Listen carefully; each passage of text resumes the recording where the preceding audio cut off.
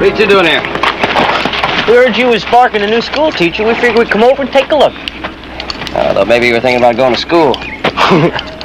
You know we don't hold with no book learning. We're gonna be hog farmers, just like Pa.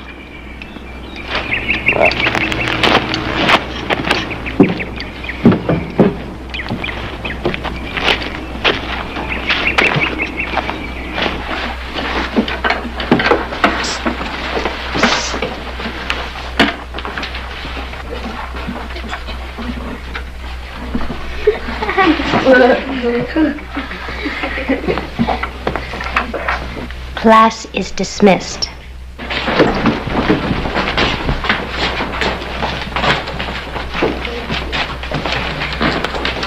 It is such a lovely day for horseback riding, and you are so thoughtful to suggest it. It's my pleasure, Miss Pettigrew. Abby. Class is dismissed.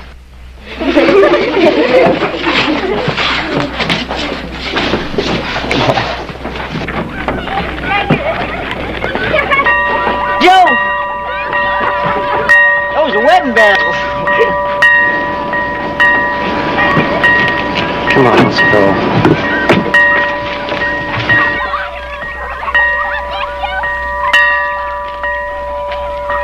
Oh, he's so beautiful. Hey, you shouldn't talk like that in front of his love. We get a swell head. Joe, do you think I could ride him? Yeah, sure, why not? He's real gentle with ladies.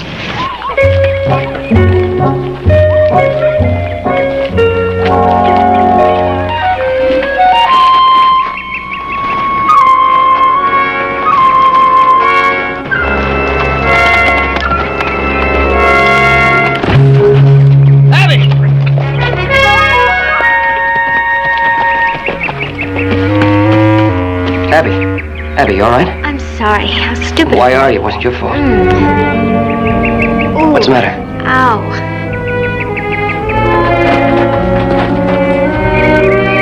Ooh, it's Easy. my ankle. On the swell. I think it's broke. Now, we'll hear no more of that. Mr. Cartwright, I just can't stay here as a long-term house guest. Now, you can't stay at your own place with a broken ankle, can you? No. And you're the best thing that's happened around here in a long time, Peach. You might even get to like us. Yes. Thank you, Candy. Well? No luck. I thought I could get Mrs. Ferguson. She was a pretty good substitute teacher, but she can't quit her job at the millinery store. But it'll be easy enough to find somebody. No big deal teaching school. I got an idea, Joe. Yeah, what's that? Well, since it's no big deal, why don't you do it? Why don't I do what? We'll teach school for a couple of weeks. Oh, come on.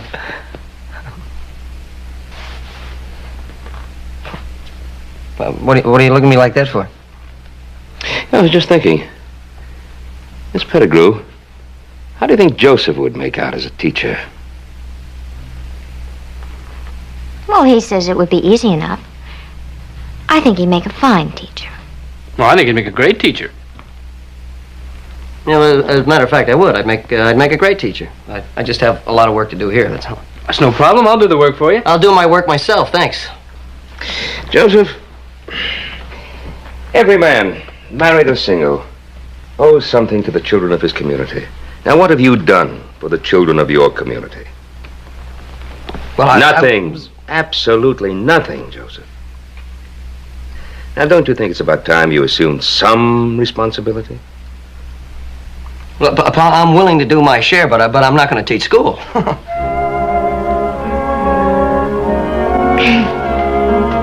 Well, look, I'm not kidding you. I am not going to teach school, N.O. No, that's it. I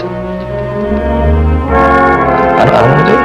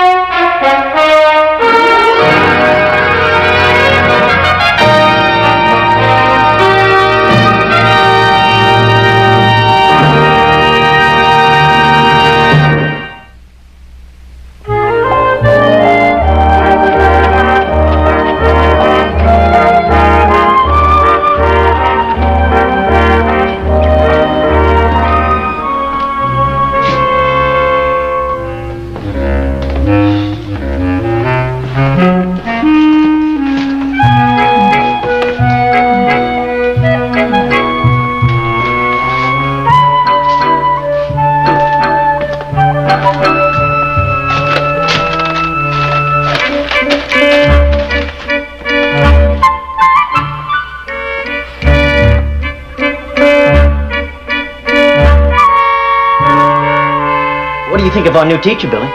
He look kind of natural, don't he? Mm-hmm. What are you two wondering? Well, me and Billy, we was thinking about how Miss Pettigrew always wanted us to come to school. We thought we'd come over and enroll. You two want to enroll? Sure, why not? We as good as anybody, ain't we? Don't sit on the desk.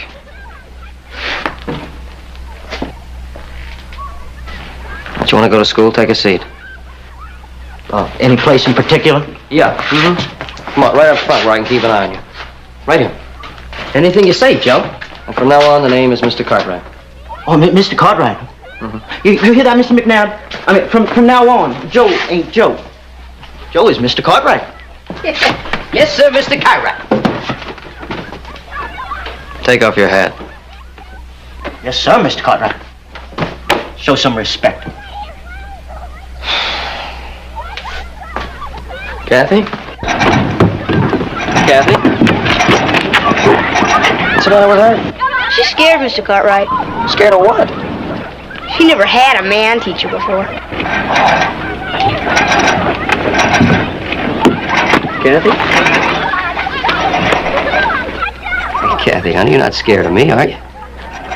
Oh, now how can that be? Why, after all the times I've taken you on rides and went over to your house to see your pa? Now, you can't be afraid of me. Let me see a little bit of a smile. Okay, that's better. Hey, all you kids. No, I accidentally made Miss Pettigrew hurt her leg, so I'm going to have to be your teacher for a little while. I don't know too much about being a teacher, so it's going to be up to you to help me. Now, will you help me? Yes, sir. Okay, good. Now, how about you showing me where you sit, huh?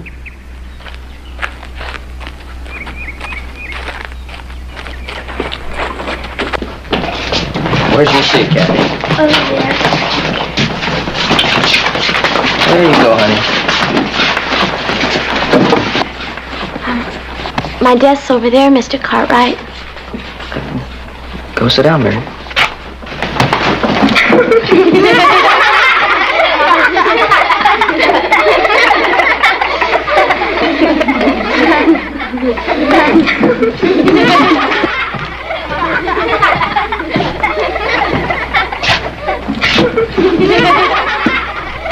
All right, erase it, Willie. Why me, Joe? The name's Mr. Cartwright. I said erase it. If you say so. Let's go race it, Billy. Here, Willie. Not you, Billy, you.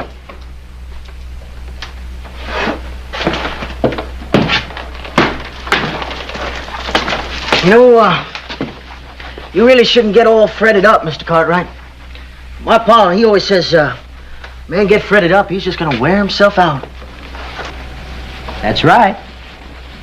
Man getting fretted so early in the morning, Mr. Cartwright. Gonna be plumb tucking out before the day's over. Yeah, that's right. I think we had enough school for one day, don't you, Billy? Yeah. See you tomorrow, Mr. Cartwright.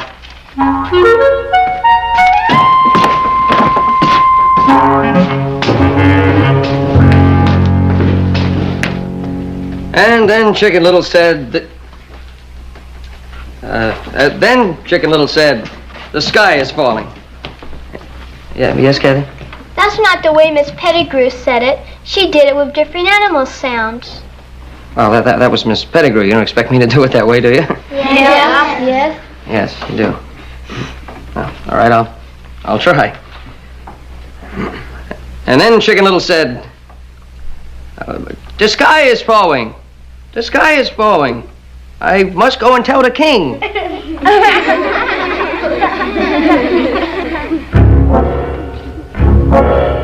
Children, I think I'll find another story to read, all right?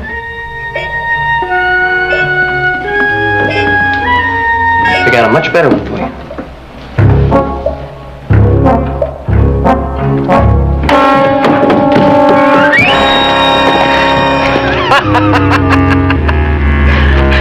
Chicken Little? Chicken Little? The sky is falling. Oh, the sky is falling on my head. Oh, mercy. Oh, you stay right here. I'm gonna go tell the king.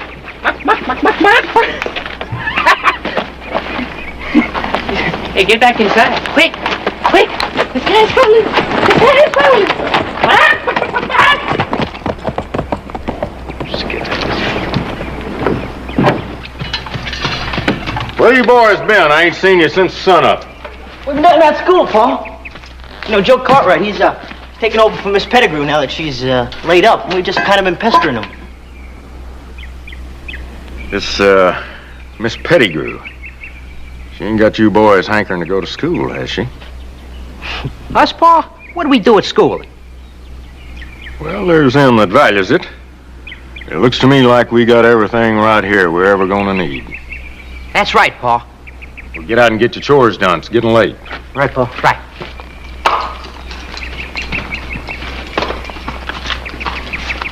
Hey, Joe. Joe, you hear the news?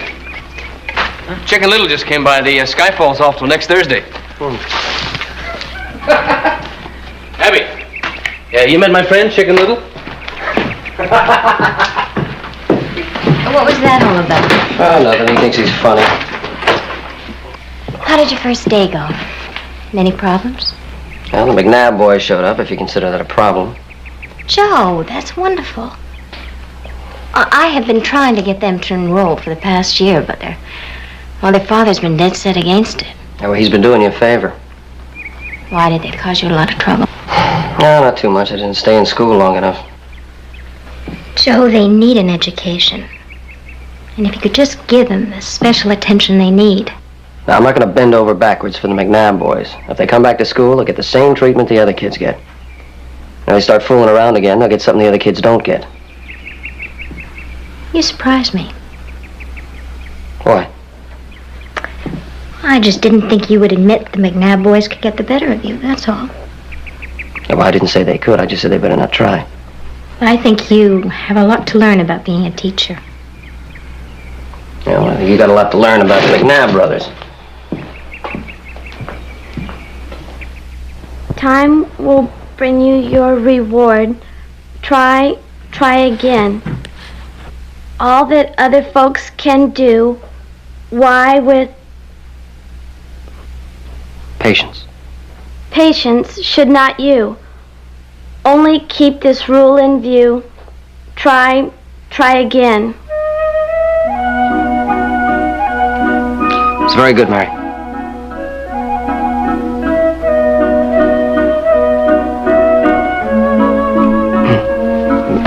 That was very good, Mary. Thank you. Just sit down. I think we've all been working real hard. You young folks, why don't you take a little rest, and the older ones can work on their arithmetic. Work on your arithmetic. Right.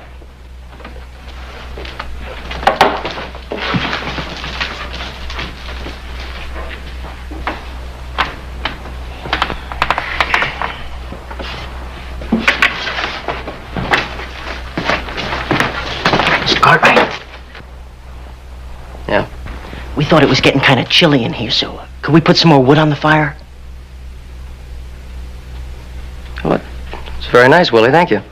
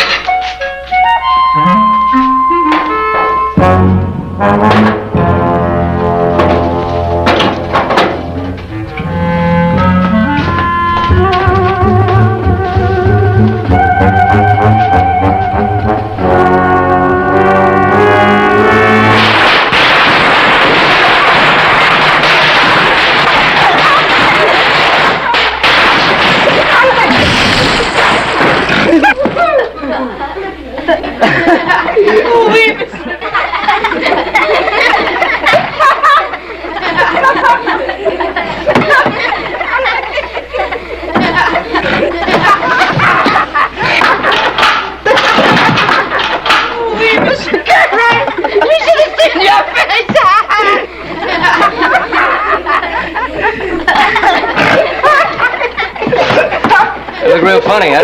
Yeah. I just wonder how funny you're going to look while you're splitting wood this afternoon. We're going to need a cord.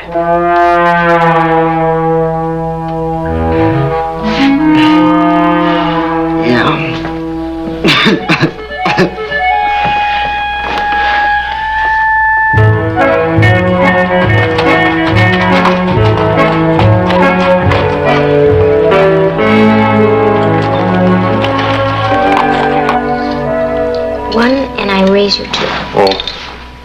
see that? For a nice lady, you know a lot about playing cards. Well, I find a small knowledge of the science of mathematical probabilities to be a great help. Hey, Joe.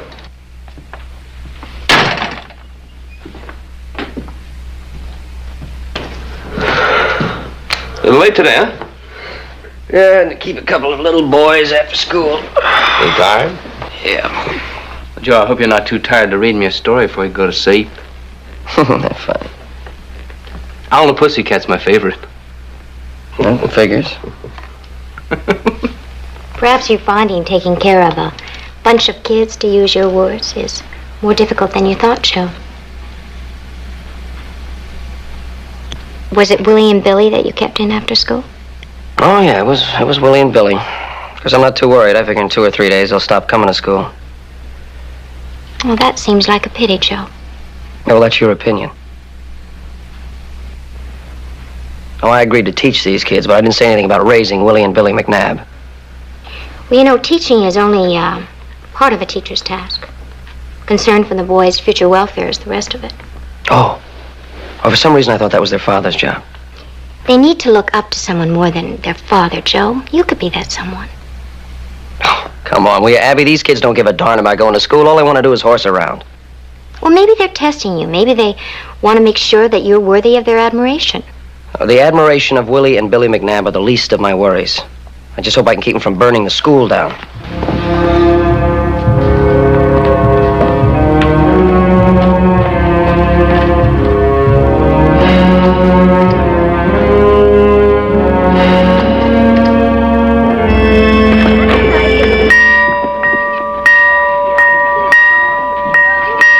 All right, kids, come on. Everybody inside. It's late. Come on, hurry up. Come on. Come on, inside, everybody. Come on, you two. Hey, no, all you kids keep your coats on. I'm a little bit late. I got to start a fire. Good morning, Mary. Good morning, Mr. Cartwright. Morning. What time's recess?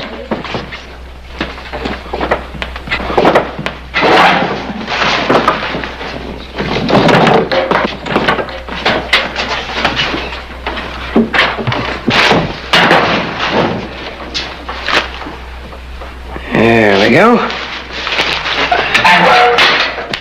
Now, we're not going to do any writing until the hands warm up. So I'm going to put some problems on the board, and you just shout out the answers. 4. 3. All righty. 2 plus 2. 4 plus 4. 3 plus 4. 2 plus 4. 4 plus 4. All right. All right. Yeah, tell me, you have a problem? No, but I think you do. Look.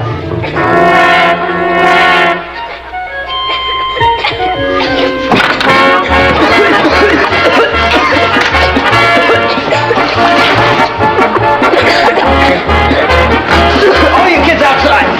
Go on, outside the smoke clears. Fire! Outside the smoke clears. Not you, kid. All right, what'd you do with the stove?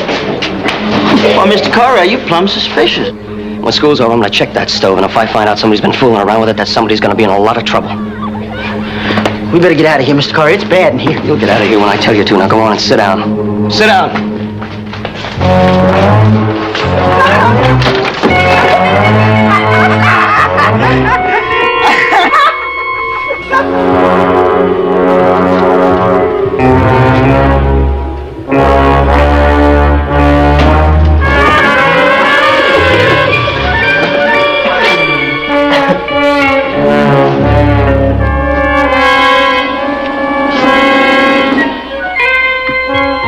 What's something like that doing up a chimney, Mr. McNabb?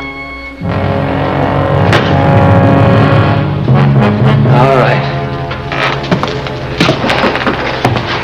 All right, you want to act like little boys, and that's just how I'm going to treat you. Now, which one of you wants to go first? Now, hold on, Joe. Ain't nothing to get in a sweat over. Just a little old smoke. I said, which one of you wants to go first? Now, Billy didn't have anything to do with that chimney. Why don't you just let him get on out of here? All right, Billy, get on home. I've done my share. I want to stay. Billy, you get.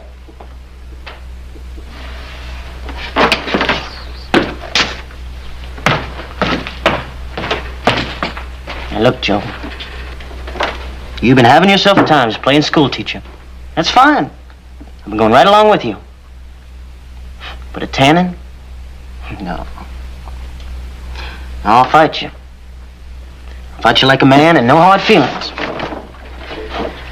Nobody gonna pants with me but my pa.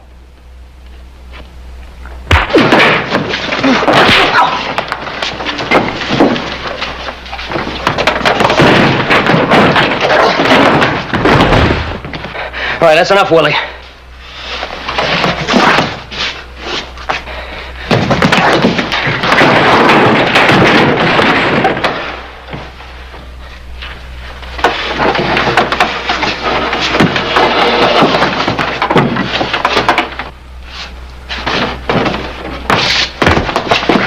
I told you that's enough.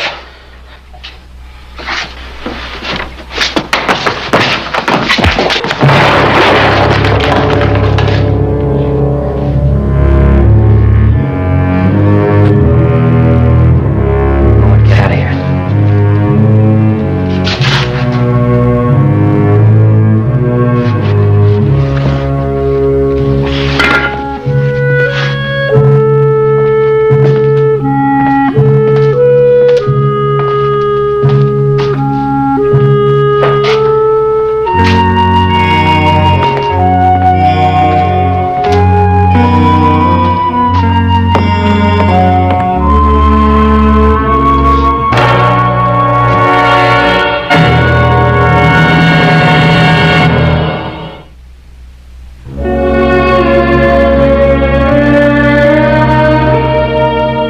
I didn't want to hit him. He didn't give me any choice. I'm just sorry I let him get to me.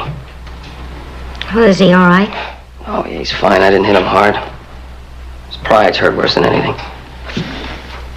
I don't think for sure he won't be back to school. I suppose that's best for both of us. Joe, that is where you're wrong. Look, you've accomplished something that I could never do. I'd like to know what that is. You got them to go to school. Now, regardless of their motives, it's a start. Now, that is the important thing. How important or not, it's too late. It's over. Joe, it's not over. You must talk to those boys. Abby, look, if I couldn't get through to him before, I certainly am not going to be able to get through to him now. Joe, as a teacher... You keep saying as a teacher. I am not the teacher, Abby. You are. That's right, I am their teacher, and their future is my responsibility. Now it's your responsibility. Not anymore. Joe, for what it's worth, I think Abby's right. You know, I'd love to know why you two are getting so upset over the McNabbs. Oh, and you're not. I did the best I could. And that's the end of it. Yeah, that's the end of it. You know, I seem to recall you being sent home from school on several occasions. I don't remember the teacher quitting on you. No, that's right, and you didn't quit on me either. You set me straight, you sent me back to school. Now, why can't their father do the same thing? I don't know. Why don't you ask him?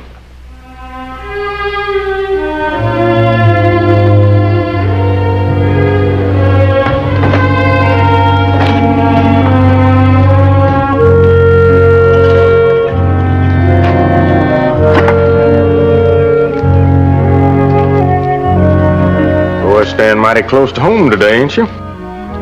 Saturday, and we just ain't got nothing to do. Wouldn't have nothing to do with them bruises you keep trying to hide, would it?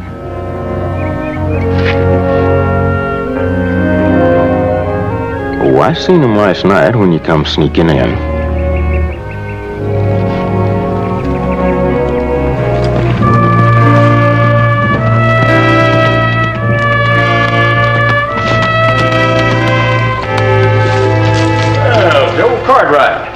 McNabb? Haven't seen you in a long time. Yeah, it's been a while. Good to see you. Long set of spell. Thank you. Billy, Willie, how you doing? I was wondering why you haven't come by for a visit. Yeah, seems the older I get, the closer I stay to home.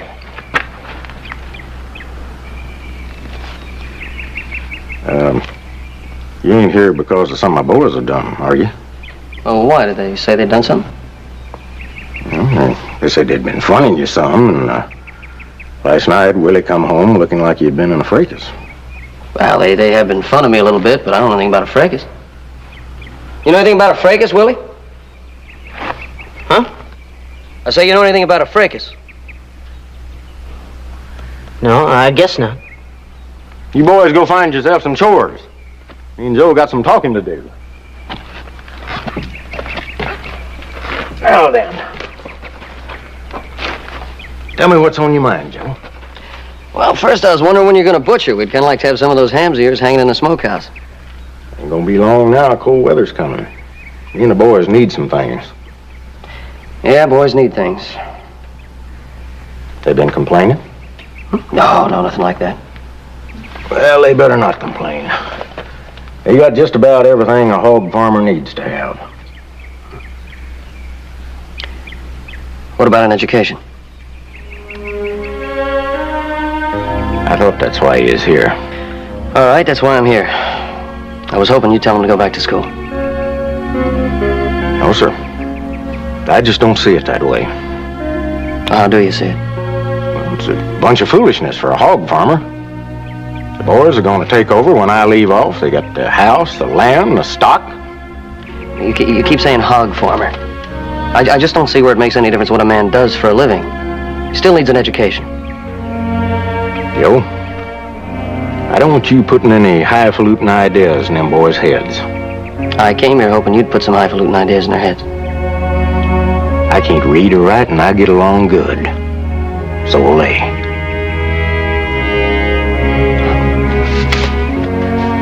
I guess that's it, then. Be sure to let us know when you got those hams ready. I'll sure do it.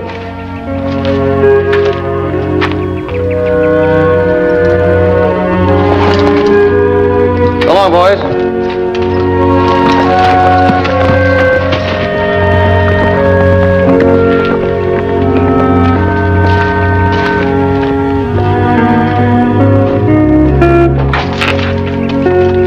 Well, what did Joe have to say?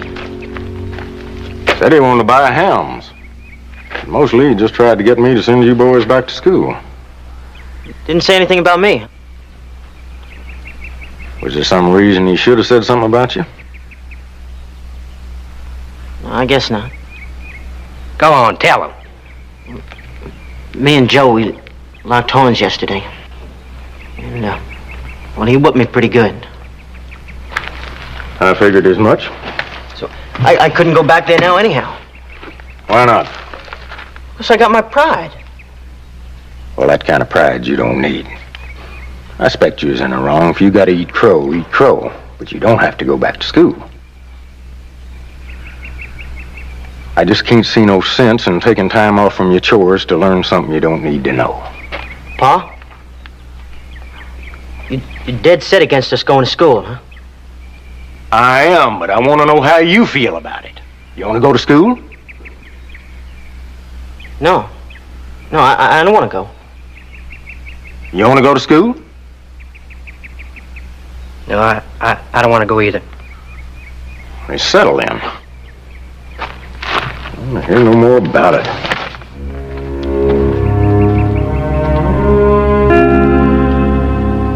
Willie? Yeah? How you figure Joe never told Pa about that ruckus you had? How do I know? Seems like that'd be the first thing a teacher would do. Why don't you just hush up?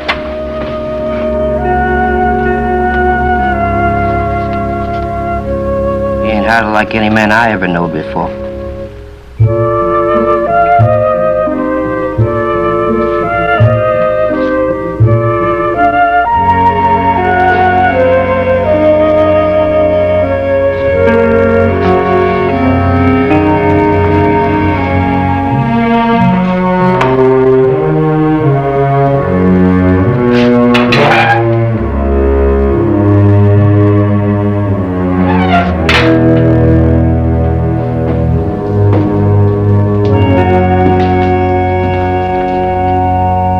Did a real fine job. I can't say doing it was easy.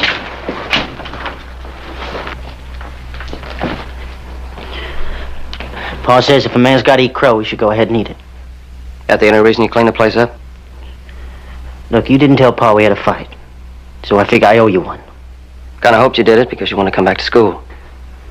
We don't need any schooling, do we, Billy? Willie, I've been thinking. You know what Ma used to say? Hey, you just remember what Pa said. Yeah. You don't need no schooling to be a hog farmer. I don't like to go against your pa, but I think he's wrong. I think you need schooling. I think a hog farmer can be a better hog farmer if he's got an education. Look, Joe, Mr. Cartwright, just done made up our minds. We got a lot of chores to do. Now, come on home. Now, come on.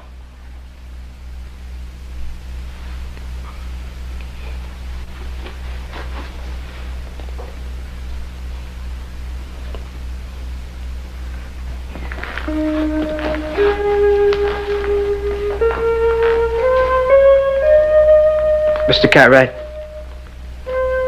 this here Ma's Bible. Before she died, she wrote something inside. I sure would appreciate it if you could read it to me. Willie? I guess it don't hurt none.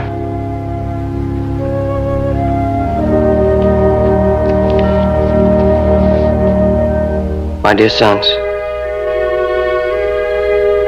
I have so little to leave you, I must count each thing I have with care. I leave you with my love, with the hope it will warm and guide you through all the years to come. I leave you the brave plans I had for you, knowing that somehow you'll make them real. And I leave you this book, the Word of God to light your way. Live by it.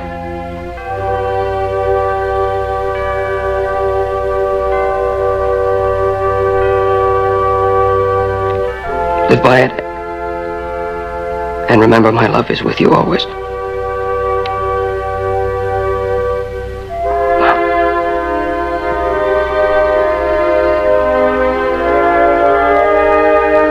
Thank you, Mr. Cartwright. I guess it's about time to start school, huh?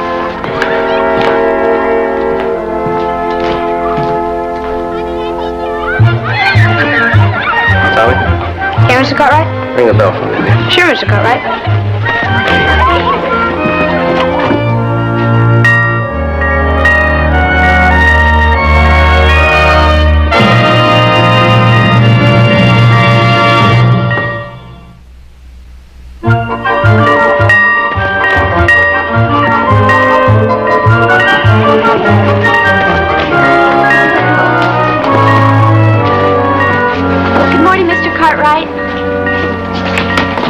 Yes, it is, Mary. Yes, it is. Willie, light a fire. Yes, sir, Mr. Cartwright.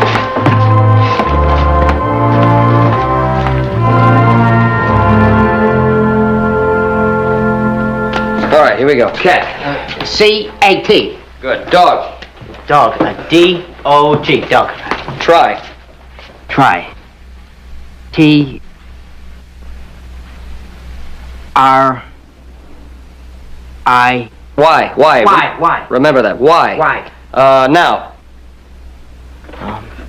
N-O-W now. C. All right, that's enough. C's backwards. Just turn it around. Is the cat on the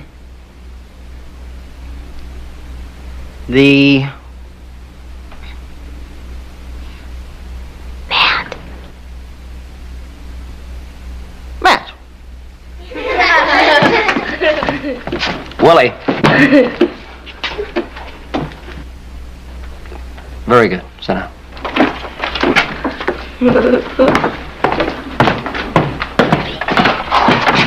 Not too bad, huh? That's good. That's good. Billy, you're next. Go on.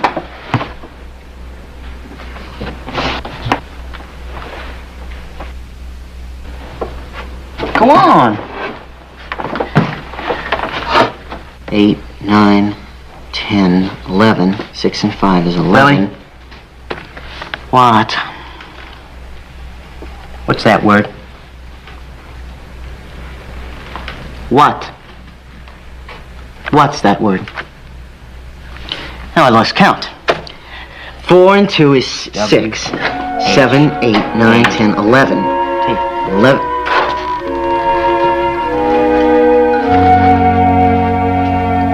I thought so. He's just studying a little bit, Pa. I can read. So, I thought we agreed hog farmers didn't need no book learning. Joe Cartwright read us what Ma wrote in our Bible. And we thought she'd like it if we could get some learning. I could read it to you if you'd like, Pa. I memorized it by heart. Pa? Pa, Joe says a man is only half a man without any learning.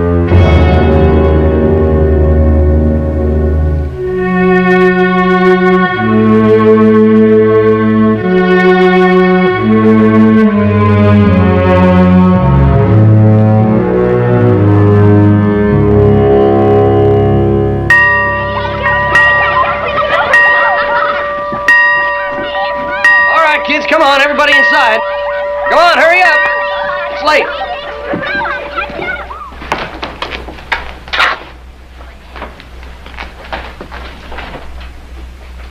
Go on. Thank you, Mortimer. They're lovely.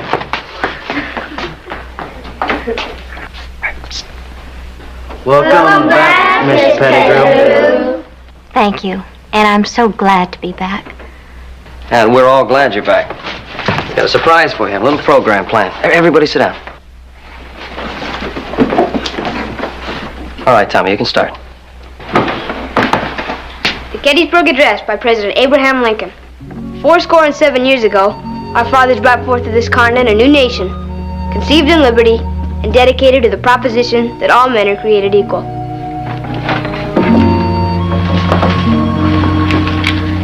Now we are engaged in a great civil war, testing whether that nation, or any nation so conceived and so dedicated, can long endure.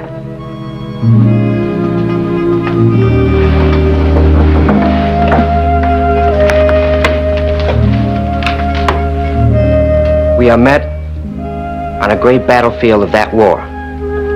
We have come to dedicate a portion of that field as a final resting place for those who here gave their lives that that nation might live.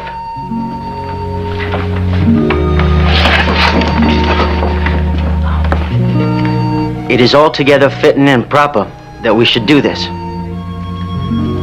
But in a larger sense, we cannot dedicate, we cannot concentrate. Consecrate.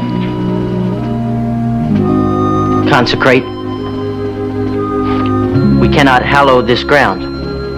The brave men, living and dead, who struggled here, have consecrated it far beyond our poor power to add or detract.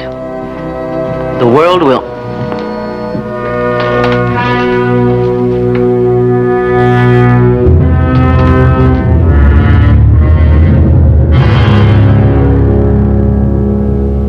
Well, good to see you. Why don't you come on in, sit down. I come from my boys. Well, I think you boys would like to stay in school. You two get on home, there's chores to do. No, Will. No, I'm gonna fight you on this. These boys need an education. Fight me, huh? Now, there's something I've been waiting to hear. Come on outside. No, wait a minute, Will. That's not what I meant when I said fight you. You told my boys that a man with no learning was only half a man. Well, I'm gonna prove you wrong. I'll be waiting for you outside.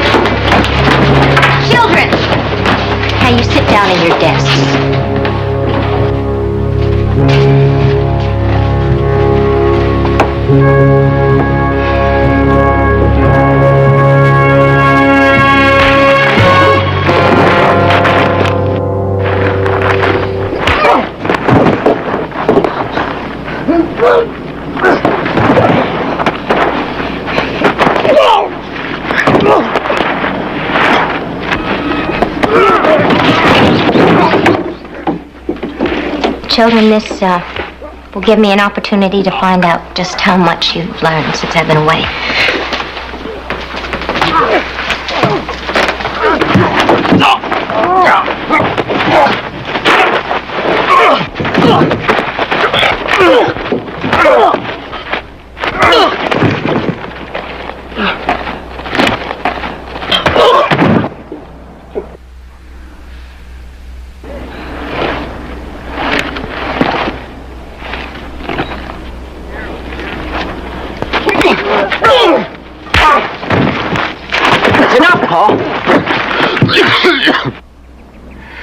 Just stay out of the way, boys. I'll show him who's half a man. You're a man, Pa. You proved your point. So is Joe. If you're gonna do any more fighting, you're gonna have to fight me and Billy.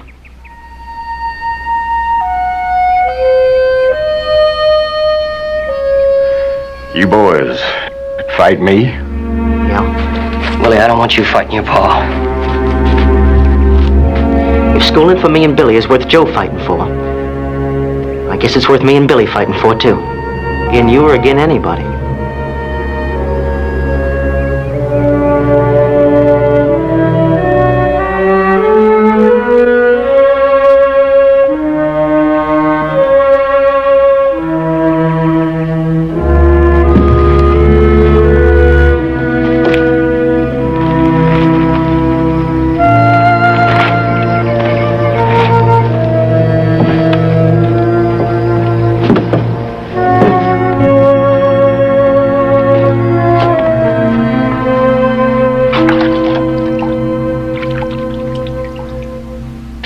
Okay, Mr. Cartwright?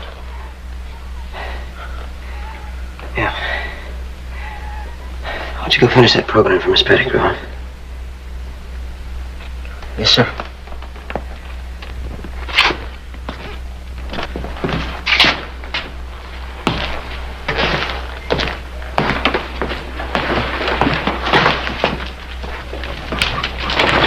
The fight's over. My Pa and Joe, Mr. Cartwright, are fine. Would it be okay if I went on with the reading? Please do, Willie.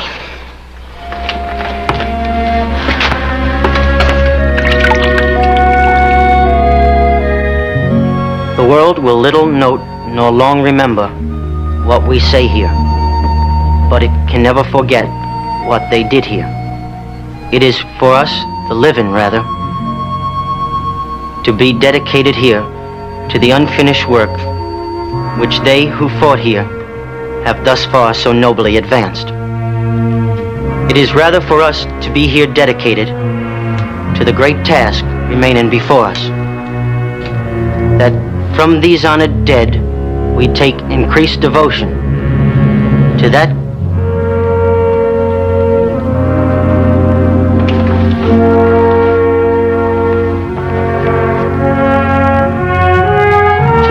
cause for which they gave their last full measure of devotion. We here highly resolve that these dead shall not have died in vain, that this nation, under God, shall have a new birth of freedom, and that the government of the people, by the people, for the people, shall not perish from the earth.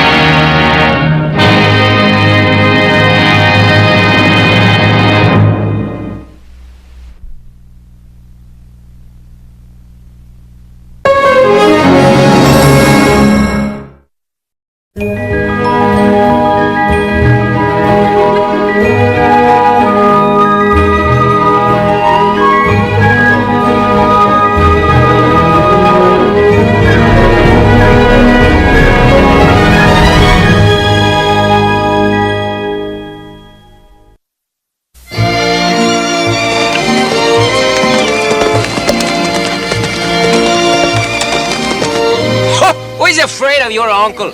You are afraid of my uncle, and he is not the only one you are afraid of. Beware, Rosalita. You insult me at the risk of your own peril. You were going to hit me, Paco. I had it in mind.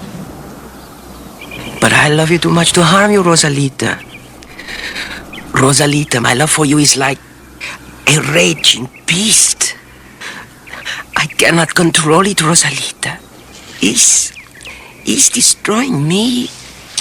Oh, you surprise me, my Paco. Our betrothal is not even official, and you embrace me. What would my uncle say? I'm sorry. You are sorry? Oh, what kind of a man are you? You make love to me and then you apologize. Why? Because you are so afraid of my uncle.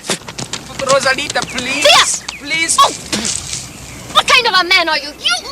You coward, dirty coward. Rosalita, please. There. Please, No. Rosa. Oh, I can't stand you. Let go of me, you coward. Hey!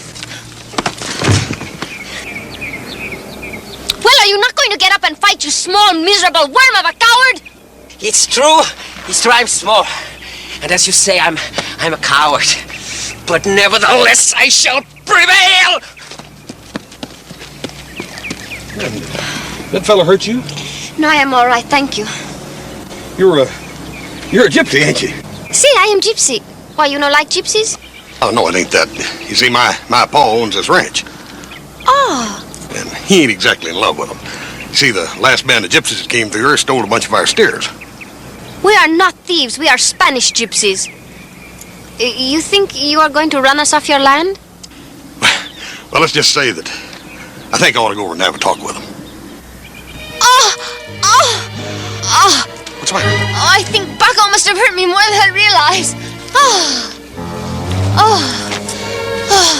All the men in the world are fighting for the privilege of holding my hand, and you are holding all of me.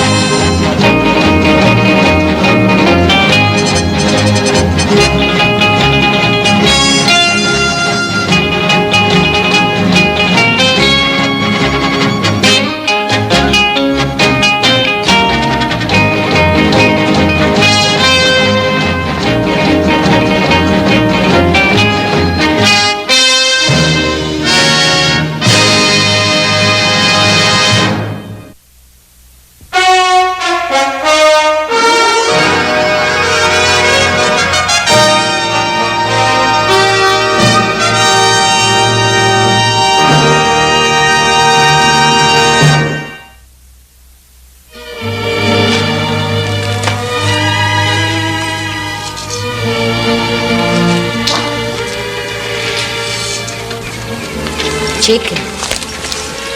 Chicken, always chicken. Why don't we never have mutton? As you know, I come from a long line of chicken thieves.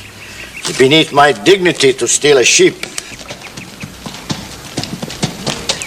Someone is approaching.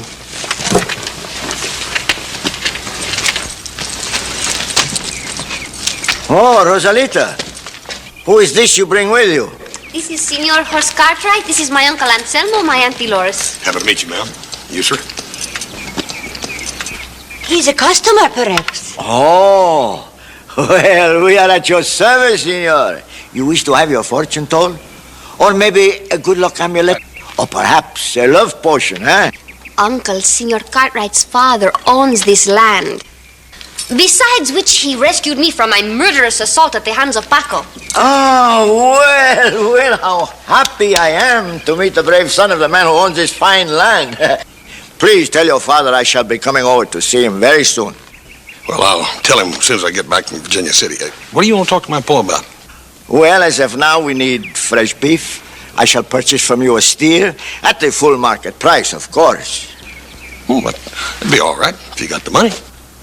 Well, I am a little short, but that is only a temporary embarrassment and... But I have something here. Look. Randa are my proudest possession. And because you have been so kind to Rosalito and protected her, I shall let you have them at a very reasonable price.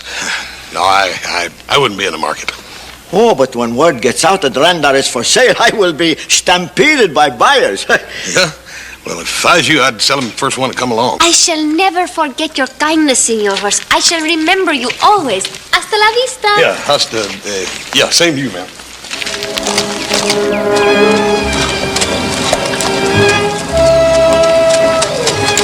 Whoa. While I am talking to the owner, you look around, see if you can find anything of value that is portable. Oh, and meet me here in 1 hour.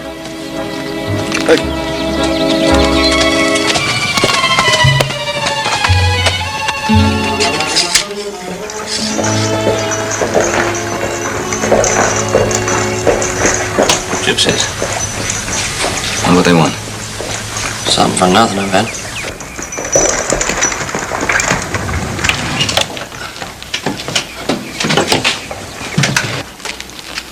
Ah, Senor Cartwright? Yes. I am Anselmo. By an accident of nightfall, Senor, my people and I have camped on your land. I am here to apologize. Oh, well. There's no need to apologize. You're welcome. You'll be leaving soon, I presume. If it were not for a broken tongue on my wagon, we would be already gone. Now, how long will it take you to fix the wagon? Well, Senor... It's my son, Joseph. Oh. Nice to see you. How long will it take you to fix the wagon? Oh, well, since I am here to apologize, I do not have time to work on the wagon, huh? Oh, yes. We will need a permission to cut down one small tree to make a new wagon tongue. All right. One small tree, and then you'll be off in the morning. Oh, but, Senor, we are not beggars. We will pay for the tree. Mm-hmm. You have the cash. Well, at the moment, no. Well, Senor, there are other means of payment. I have a feeling we're going to have our fortunes told. Well, if you wish, Senor. But as my guest and free of charge. What I have in mind is a transaction between men of business. Fine. If you will step this way, please. Now, senors, I can assure you his beauty is only matched by his endurance. In that case, I'd be lucky to make it to the barn. Well, you make a joke, senor. I can sell you the horse at a bargain, and in that way I can pay for the tree. Mr. Anselmo, I'm sorry. I really can't use him. Oh, that is because you know it will break my heart to part with him. Your son, Hoss, he told me you are a true gentleman. Hoss? Hoss? Where'd you meet him? At my camp. When he brought my niece Rosalita back to safety, like the gallant cavalier he is. My brother is a gallant cavalier? He found Rosalita being attacked by a formidable monster. He arrived just in time to save her. Oh, his courage was magnificent. He fought like a tiger. That is a lie. He struck me from behind. There was no attack. That's the formidable monster? Begone, you chicken gizzard.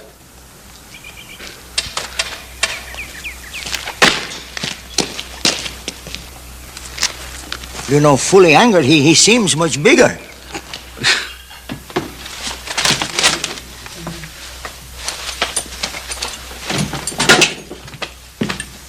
Wow, look who showed up, our gallant cavalier. What's that supposed to mean? Oh, we heard how you saved that fair maiden from that formidable monster. Oh, that must have been a terrible experience for you. He was a giant. No, we met him today. You met them gypsies? When? How? The leader came by. He tried to sell us a horse. He tried to sell me that horse. You didn't buy that horse, Paul.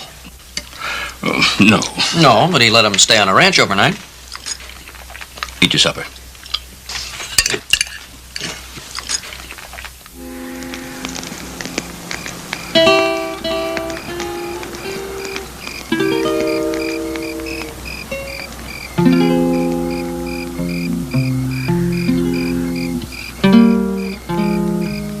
The earth has grown bleak, my love. My tortured soul grows weak, my love. Oh, dreadful fate, am I too late to own your precious charms? My poem of love has touched your heart. Ugh, your poetry is enough to sicken an ox.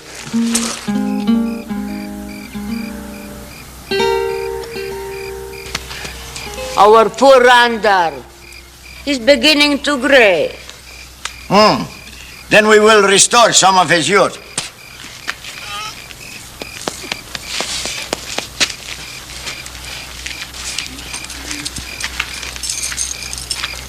I heard young Paco playing his guitar to you. He's a good musician. You praise Paco, and yet you refuse to let me give my golden voice to the world. Rosalita, how often have I told you your voice is not yet exactly golden?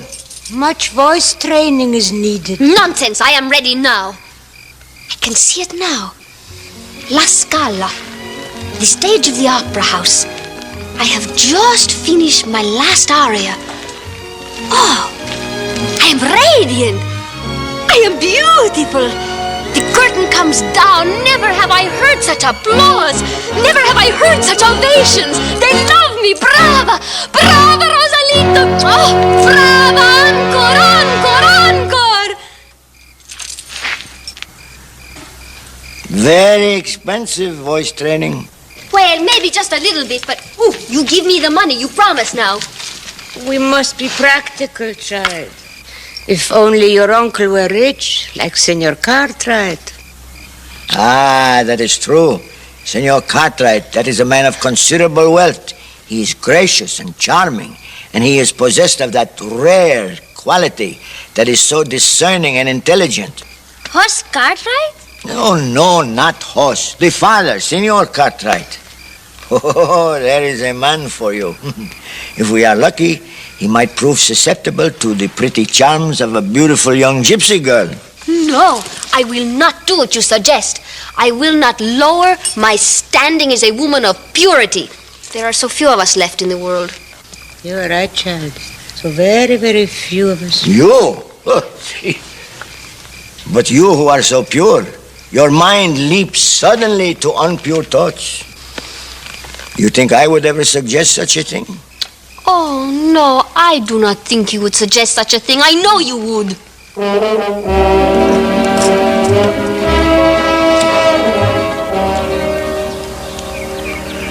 Now we must go quickly. If we are seen, we will be undone. To do this, you must do it properly. Please do not overdo it, Rosalita. You are not yet on the stage of the opera house. Now go quickly.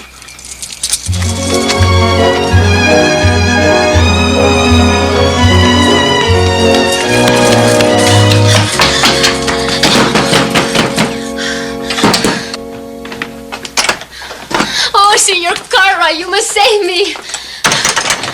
think not, Mr. Cartwright. Nobody here except me, Hop Sing. Then you must save me. They're after me.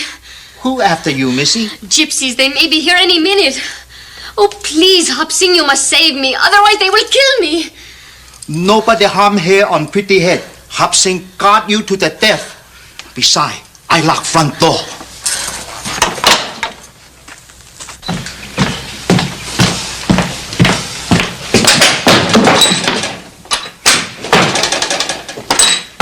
Hey!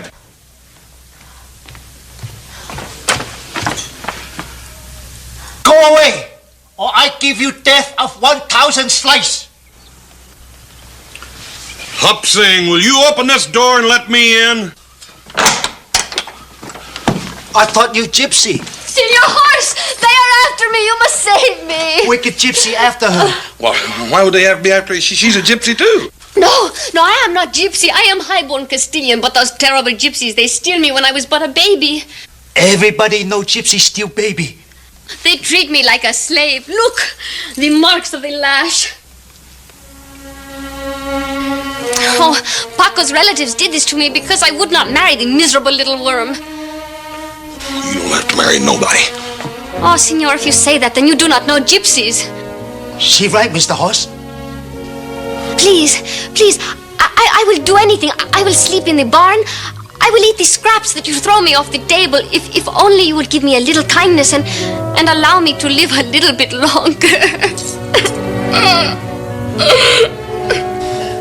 Ma'am, don't you worry about nothing. We'll take care of you.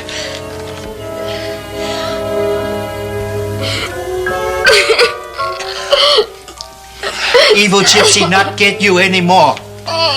Come, I show you nice room.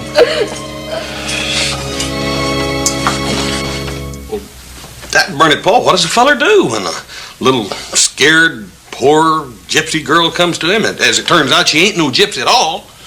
And she's been beat half to death, and she just wants to keep him getting killed. Hoss. You know, sometimes you can be very clear, but sometimes you can be most confusing, like right now. Now, you say she's a little gypsy girl, but she is not a gypsy girl, and she's our guest here. That's She high-born Castilian lady. I'm saying, I would venture to say she's about as Castilian as you are. Hoss, get rid of her. That burn it, boy. I just can't do it. The poor little thing ain't got a friend in the world. She's Anselmo's niece. No, Paul, Yes, she's Anselmo's niece. Believe me, she is. And it should take me about 2 minutes to get rid of her.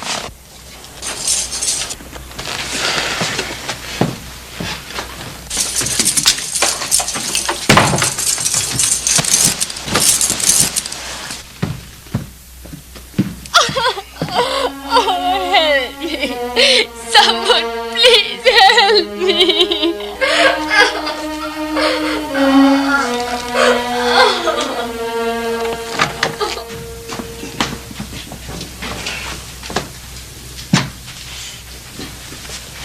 Spanish omelet all getting cold.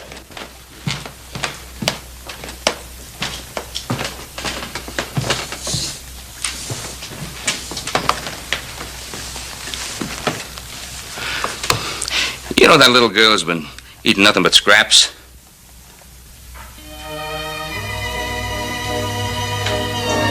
Well, I didn't want to disappoint Hop Sing after all the trouble he went to. You mean you're not going to boot her out? Well, I told her I'd think it over. She's real convincing, ain't she, Bo? Yeah,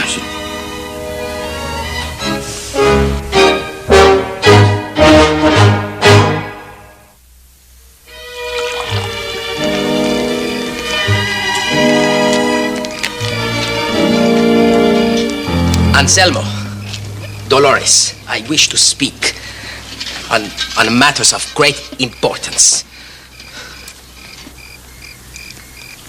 Am I invisible? Do I not exist? Oh, you. Well, how can you exist if you cannot even steal a small rusty nail from so well-equipped a barn as Senor Cartwright's? Paco seems perturbed. I'm worried about Rosalita. Why? She has not been seen for hours. She must have wandered away and become lost. If you must know, she is the guest at the house of Senor Cartwright.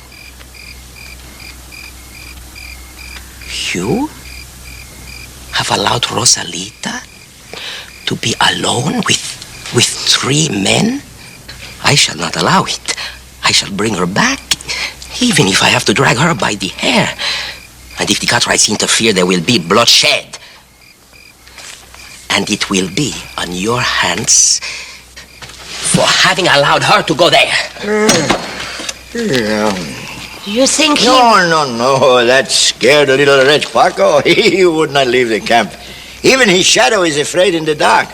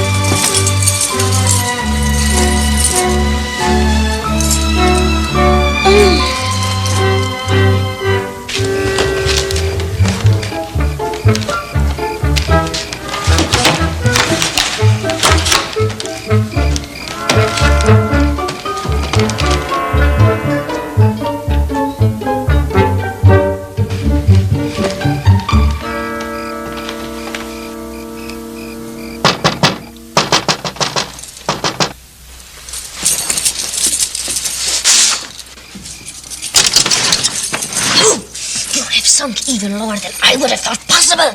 Must you peer in my bedroom window like a demented owl? No, you are a helpless toy in the lair of beasts. I, valiant to the last, will save you. You must flee with me before it's too late. Be gone, simpleton!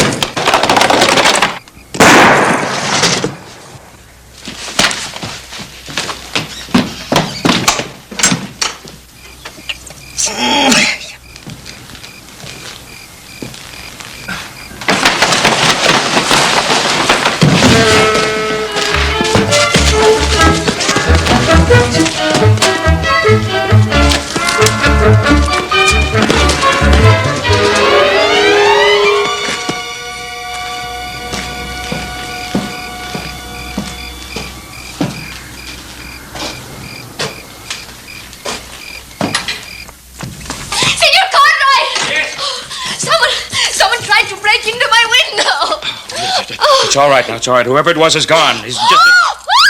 That is Paco's gun. You see, it is as I told you. If he cannot have me for his wife, he will kill me. Oh, it's Paco's. Well, seems very strange he would kill the woman he loves. He is a gypsy. He would rather see me dead than married to someone else. And how do you feel about him?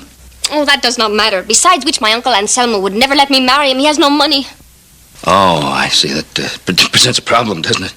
Oh, yes, and that is why I am so frightened, and why I thank you for your protection. Well? Your strong, gallant sons, they are not here? Oh, my strong, gallant sons are in town. They'll be back shortly, though, but you're perfectly safe. Why don't you go back up to your room? You've had a little bit of a fright, and I think maybe a little rest would be good, huh? Oh, gracias.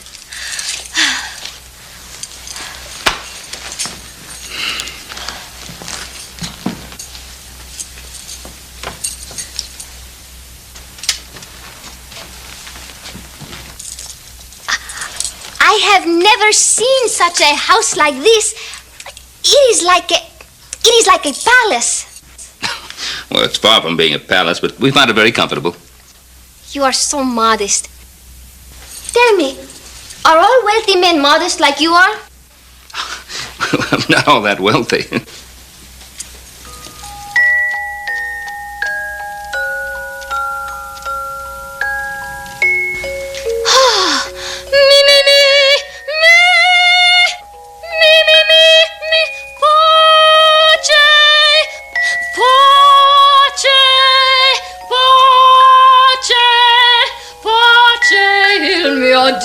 Mio Dio, il mio Dio.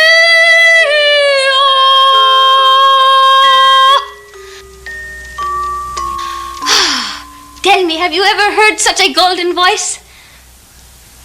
I must say, I don't remember when, no. Well, it is true that I will need a few lessons to round out my repertoire, but I also need the gowns and the jewels for when I make my debut at La Scala.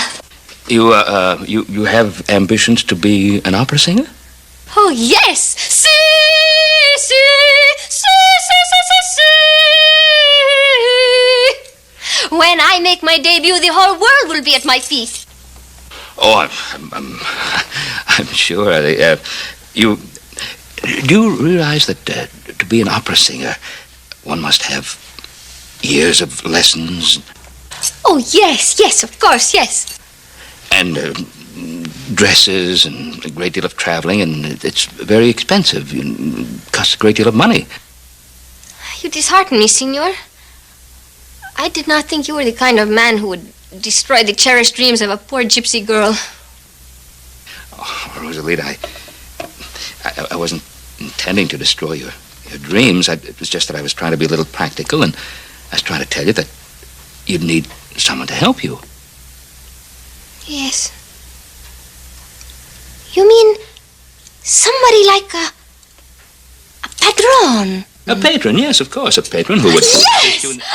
Oh, of course. Why did I not think of it myself? I am so stupid. You're not experienced. But you, Signor, with your generosity and your knowledge, you have seen my need, and the world will never forget you. They will remember you always as the one who gave them my golden voice. Now, wait a minute, Oh, Signor, my foolish dreams are no longer foolish. Rosalita, You are my padron. You will send me to Milano. I will be the most magnificent singer Rosalita. you have ever heard.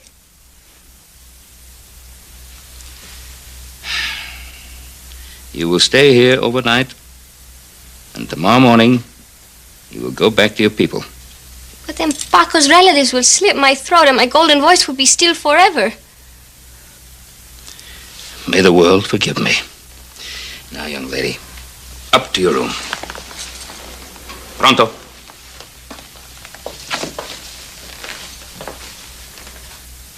Senor Cartwright distrusts you. Si? He sent you home. Si. Now, I think he certainly would not like it if you were to marry one of his sons. Well, I would not like it either. I do not wish to be the wife of a farmer. You little fool, you think you are the first gypsy girl who has been paid not to marry the son of a rich man? I myself have been paid not to. 3 times. That's how I earned my dowry. Rosalita, you listen to me and listen good.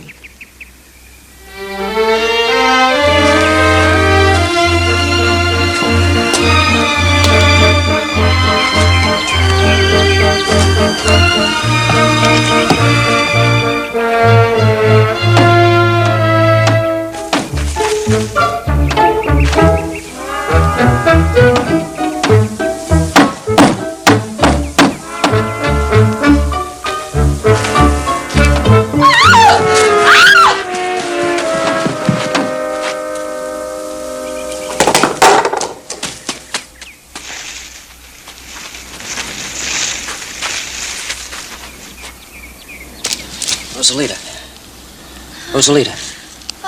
Are you hurt, huh? Oh, no, I was falling and I thought for a minute I was waking up in heaven. Yeah, well, this isn't heaven. Here you go. Oh. You sure you're all right? It's only my dignity that is bruised. I was out for a walk and I saw you down here and I thought I would come say hello. Oh, it was very nice of you to drop in. It's the first time we have been alone like this together. But of course I noticed you admiring me at breakfast. Oh, you saw that. I did my best to cover it up, but I just couldn't. Oh, well, you think I am beautiful. You think I am the most beautiful girl in the world, no? No. Yes, I do. Well, it is the terrible burden of beauty. Men, they admire me wherever I go, That must drive you crazy. Oh, yes, it is terrible. I do not want you to think that I encourage these other men, but with you, I would not be inclined to break your heart, Joseph. Oh, what makes me so lucky? Oh, you make me feel like no other man I have ever met made me feel. You are so handsome. You are so strong. You are so impetuous. You are flattered, no? Yeah, yes, I'm flattered. Well, with all these other men, I am cold like ice, but with you, I cannot control myself.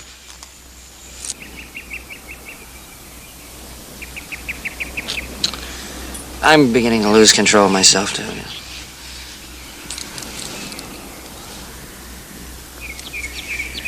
Ah, he's like the collision of lightnings. Well, now that we have reached an understanding, do you think your father, he will approve? Mm-hmm. Of what? Well, of our getting married, of course. Oh, let's not tell him. Isn't Well, we have to tell him. In Spain, where I was born, no gentleman, he kisses the lady without the honorable intention to marry her. Yeah, well, you see, I'm not a Spaniard, and I'm not too sure I'm a gentleman, because I have no intention of marrying you. I don't see why that should hurt our relationship at all. You pig! You have dishonored me! If I had a brother, he would kill you in a duel!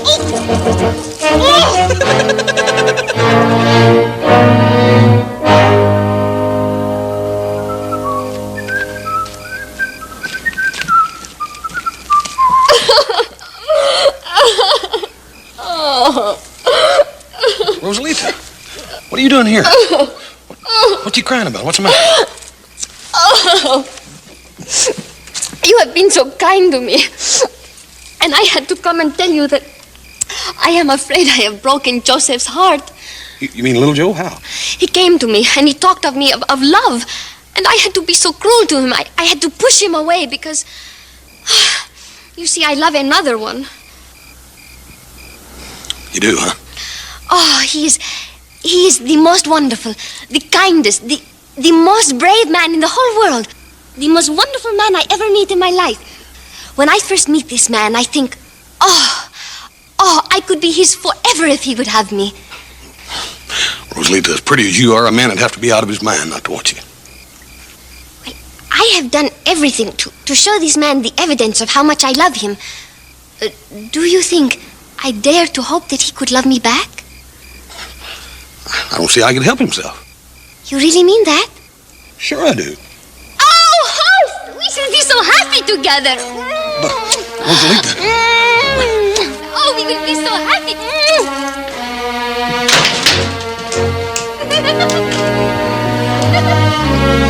You don't understand.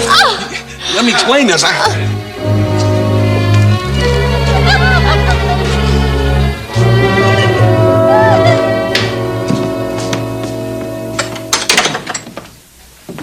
Hey, Pa. Hey, psst, Pa. I thought you sent that Rosalita packing. What? I thought you sent Rosalita on her way. What do you mean? Well, she's out there right now in the moonlight with my brother Hoss. She's pulling the same deal on him she did on me. She's out there talking him into thinking he wants to marry her. Hoss has got more sense than that. Hasn't he? He's your son.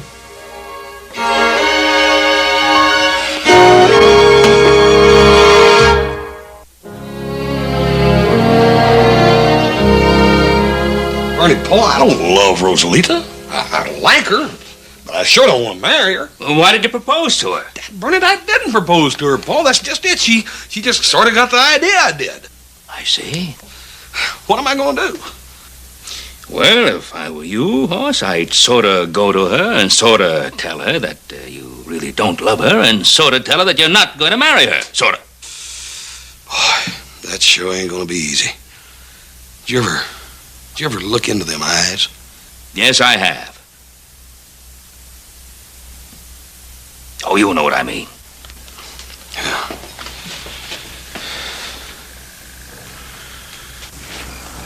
You told me that Senor Cartwright would pay you much money for me not to marry Horse. When will this happen? These things take time. My people have done this hundreds of times and it has never failed. The richer the man, the longer he takes and the more he finally offers. In the meantime, Horst is so overcome with the thought of possessing me, he can hardly speak in my presence. It will be a pity to break the heart of so sweet a man. Who cares about broken hearts when money is concerned? Rosalita, you better go to bed. We have a lot to do tomorrow.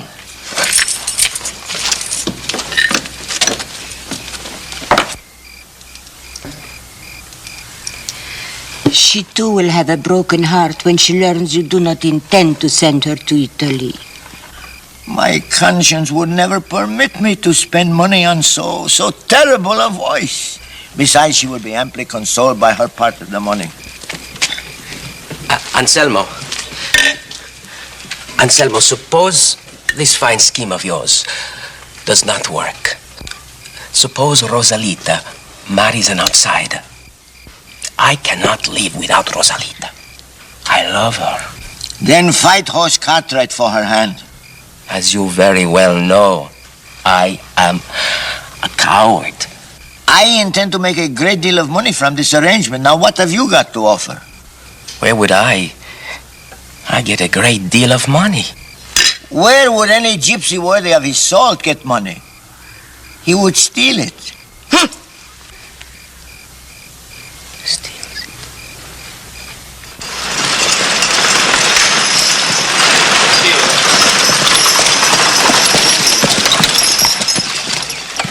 Oh, I said I wanted to talk to you.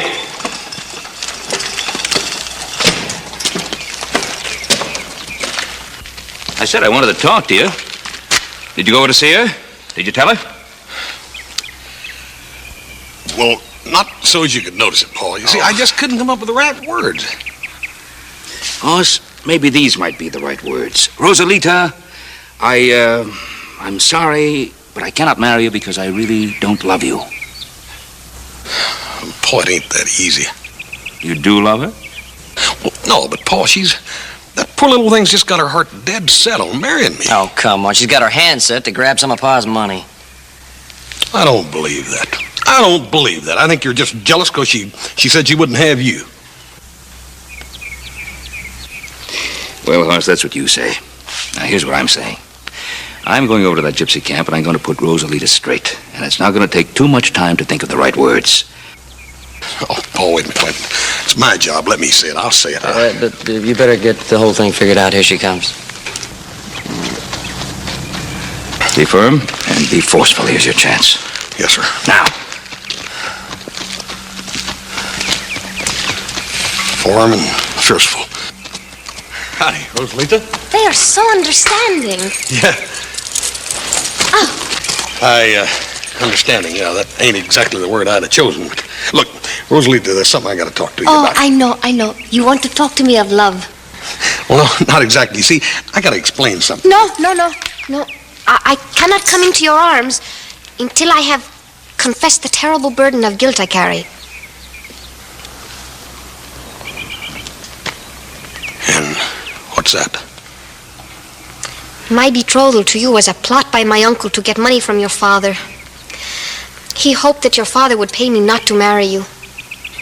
And it's true. Just like little Joe said, it's all just a trick to get my Paul's money, right? No. There is not enough money in the world to make me break the heart of a man like you, so good, so kind, so gentle.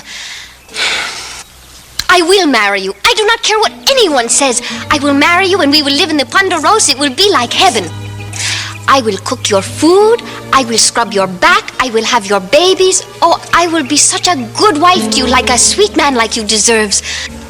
Oh, Hoss, do not let me go ever, not even for a little minute, now that I know what true love is like. You have the gall and the temerity to stand there and say you didn't tell her?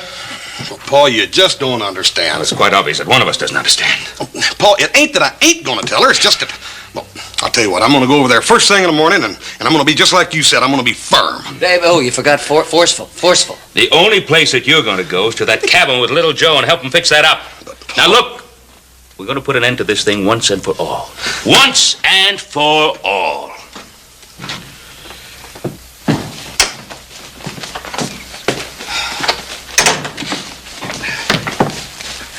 You lie away before breakfast. You should eat, or you're not able to enjoy coming happy time. What happy times? Fancy wedding, much ha-ha and a handshake, by patter of little feet in house. Well, there isn't going to be any wedding. That's why I had to ride out without breakfast this morning. Romance is gone from your heart, Mr. Cartwright. It's a very sad.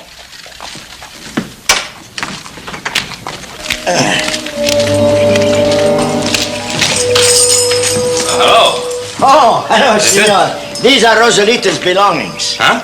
This must be our last goodbye, Senor Cartwright. I regret we cannot stay for the wedding, but we must get to Oregon before the rains come and make the roads impassable. It rains a great deal in Oregon. I know it rains a great deal in Oregon. You will kiss the bride one extra time for me. And Selma, I'm trying to tell you something. What? There isn't going to be any wedding, you see? Huh?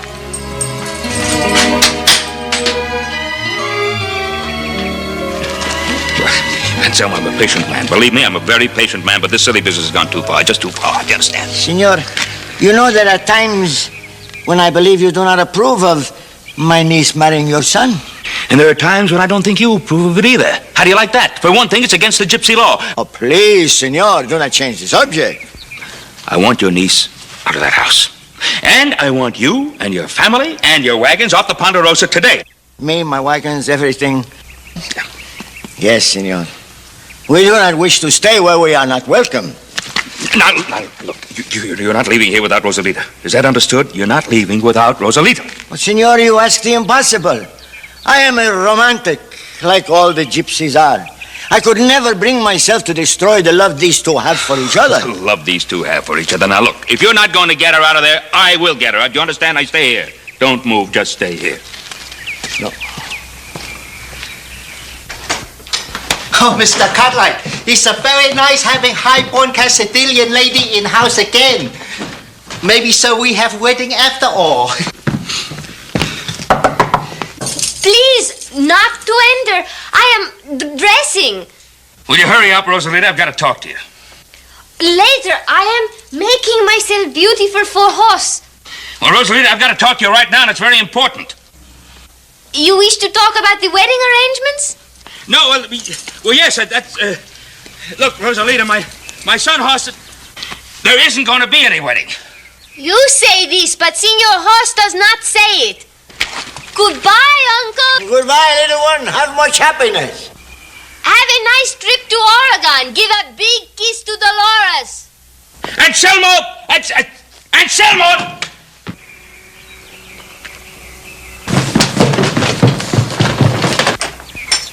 And Selma!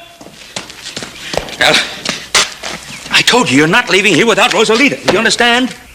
Ah, senor, you wish to make an arrangement. No, I'm not making any arrangements now. You know, senor, to destroy a romance is a sad thing.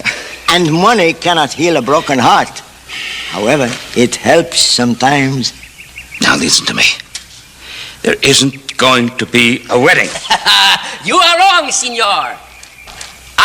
Paco, I'm going to marry Rosalita. You penniless nothing. I am not penniless. I am a man of means.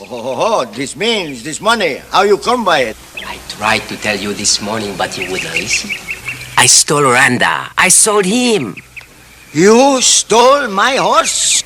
Yes, I sold him for $100.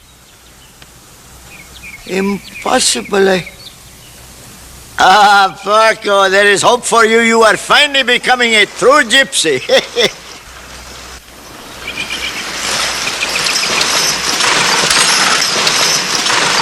Oh, that's right. I want to speak with you. Yeah, what about, Paco?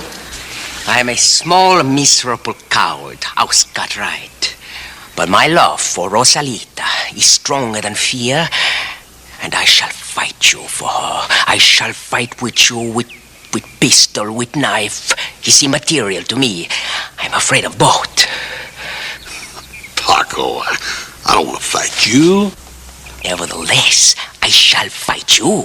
I shall fight you as long as there is air in my lungs. Paco!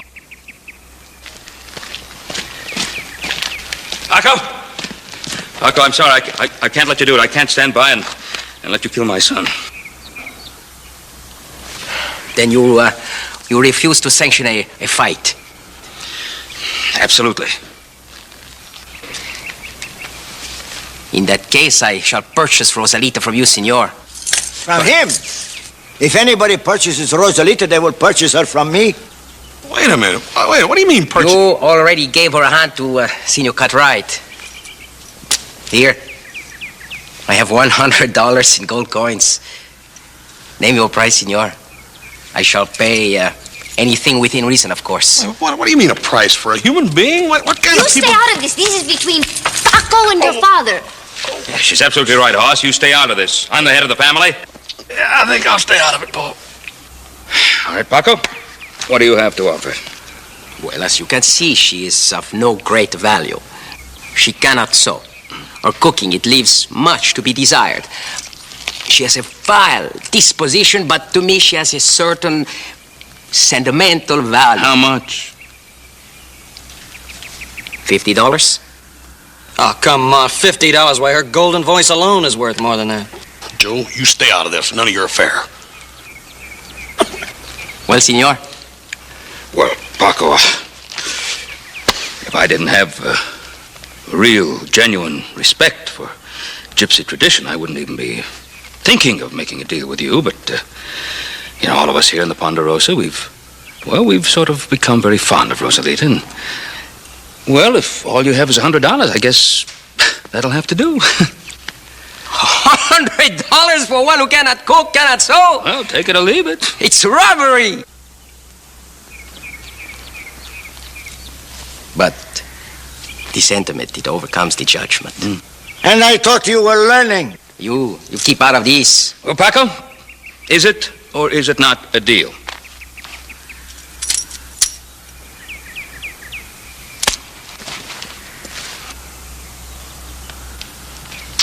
Oh, I know how it grieves you to lose me, Horse, but I cannot help it. It is gypsy law. But somewhere in my heart, there's always a place for you. Well, I'll tell you, Rosalita, I ain't gonna soon forget you either. Come on, Rosalita, we cannot waste any more time. We must be on the way to Oregon. And goodbye, Senor Cartwright. It was a pleasure to know you. It's too bad you weren't born a gypsy. You would have made a good one. A good one. Come on. I will be a good wife to you, Paco. I think I even give up my operatic career for you. I will cook your food, I will scrub your back, and I will have your babies.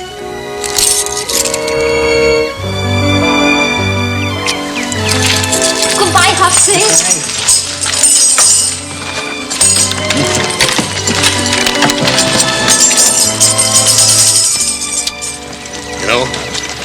I'm gonna sort of miss that pretty little thing. Sort of wish I loved her instead of just liking her. I'm just glad to see him leave while we still own the Ponderosa. I wonder where Paco ever got that $100. Well, he explained that to me. You know what Paco did? He stole Anselmo's horse and sold it for $100. What, that fuzzy thing, Rondar? What idiot give him $100 for that bag of bones? I don't know, but whoever he is, I'd like to say thanks. You're welcome. And what?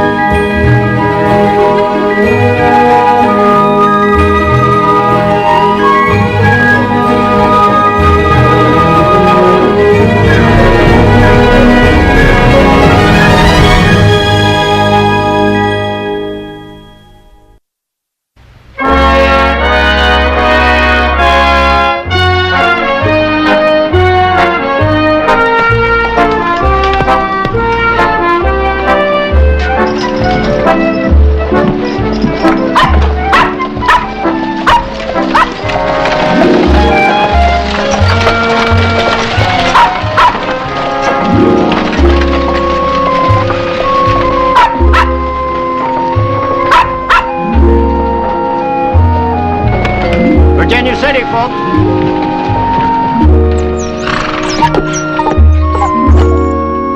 Hey, Hoss, we got a couple of more sacks of spuds in there to get. Hoss? We got some more potatoes inside we gotta get. Joe, I just seen the most beautiful sack of potatoes. The most beautiful woman I ever saw in my life.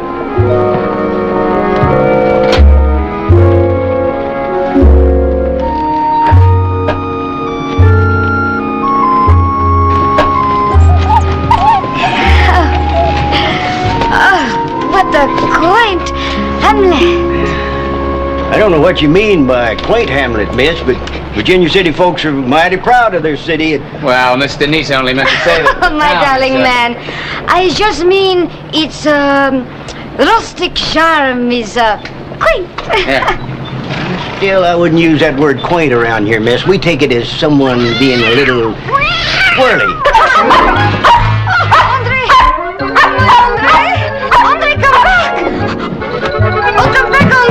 I'll get him.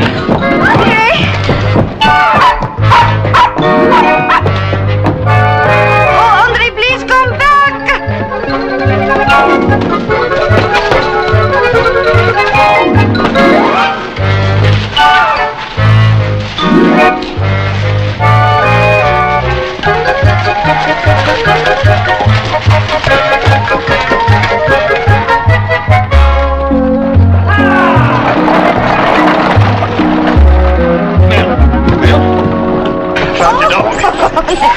Oh, you naughty dog. Don't you ever do that again. Never. I'm so thankful. Oh, you saved my little Andre. Oh, wasn't nothing, ma'am. I just run him around the block, cornered him back there in the alley, and picked him up. And there he is. Oh, I can never thank you enough. Monsieur... Cartwright, ma'am. Horse Cartwright. And like I said, there wasn't nothing to it. I'm sorry I couldn't have been more help to you, ma'am, but I found the dog's bow. Merci. You're both so kind. My name is Joe Cartwright. His name is Little Joe Cartwright. Of course, I'm the youngest. That's why they say that. I am Mademoiselle Denise. Brothers? Occasionally. Well, I'm glad your dog fell into friendly hands again. Oh, Philmont, this gentleman captured Andre, and this gentleman found his bow. Philmont? I'm Horse Cartwright, and this is my little brother. Oh. Little Joe Cartwright. Oh, good. I'm Mr. Fillmore. I'm manager and accompanist for Miss Denise. I believe you and I have met. Yeah, I'm sorry about that little accident. Philmont, such kindness should be rewarded, Philmont. Oh, yes. Yes. Miss Denise is a famous chanteuse, and we'd be delighted to have you as our guests tonight. A chanteuse? I didn't know they had that kind of thing going on here in Virginia City. I sing. And Monsieur Philmont accompanies me on the piano. Well, I'll tell you. You'll just have to forgive my little brother here, ma'am. You see, the finer things in life, he just ain't too familiar with. Why, you don't know what a chanteuse is. Here we are. There are 2 tickets for tonight at the Silver Dollar. Well, thank you very much. That's 1 for each. Very kind of you. Very nice of you indeed. I will see you tonight. I can guarantee you're going to see me. I mean, we will be there. Bonjour, gentlemen. Bonjour. Same to you, ma'am. Philmont? You didn't know what a chanteuse was, you phony. We gotta get to work. Come on. Really, come on.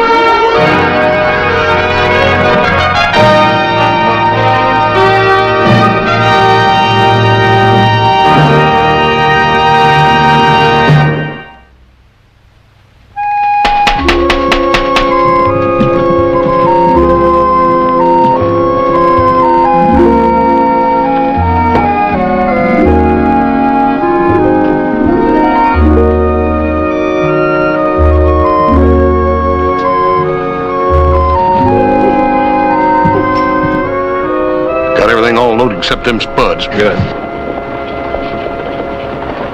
Thank you. Thank you. You bet. What's the matter? I say, what's the matter? Oh, nothing. I'm just trying to make up my mind whether I want to go to this or whether I want to sell my ticket. I don't know. I really don't think too much of Chanteuse's, really. I don't know. You mean, you don't want to go see her? Not if I could sell my ticket. No, I wouldn't go. Well, I'll tell you, just to save you the trouble of having to sell it somewhere, I'll buy it from you. You want to buy it? Yeah. Keep it in the family, yeah. This ticket's worth a lot of money. Of course, I won't charge you that kind of money. We're brothers. $10. How's that? 8. Yeah, sold. Besides, just ought to cut out some of the competition for you. Well, I will admit, he's been a nuisance, little brother. Because you don't know how to handle yourself in a situation like this, them chartreuses and all. Besides that, you're a little light for the job.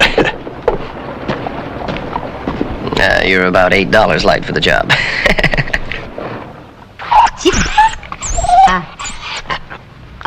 Good. Come in. Oh. Well, I looked over the Silver Dollar Saloon. Please, Fillmore, you know I don't like the word saloon. Well, never mind how you feel about saloons. Just don't lose the French accent. Oh, well, how was it, huh? About this animal. Oh, he loves you, Fillmore. Yeah, he loves me, but he's a pest. Oh. Yeah.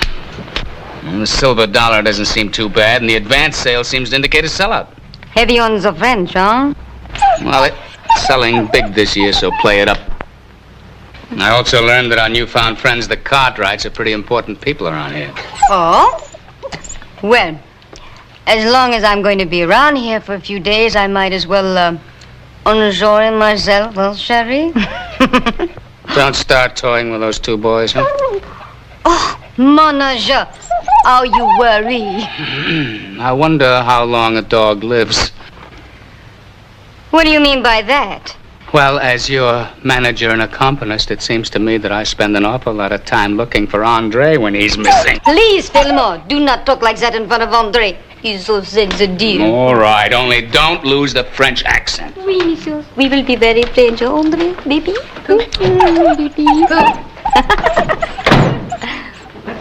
I must say you look pretty good. You like it, huh? Yes, sir. Unit up version of House Cartwright. Something special. Yeah, well, like I was telling you, this Miss Denise is something special, Paul. Well, I appreciate you taking me as your guest. Oh, my pleasure, Paul, my pleasure. I just hate to leave without knowing what little Joe is. Paul, don't worry about little Joe. Let's get on in. I don't want to be late for that performance. Hey, see, Paul? Here's the ticket. Not only is she beautiful,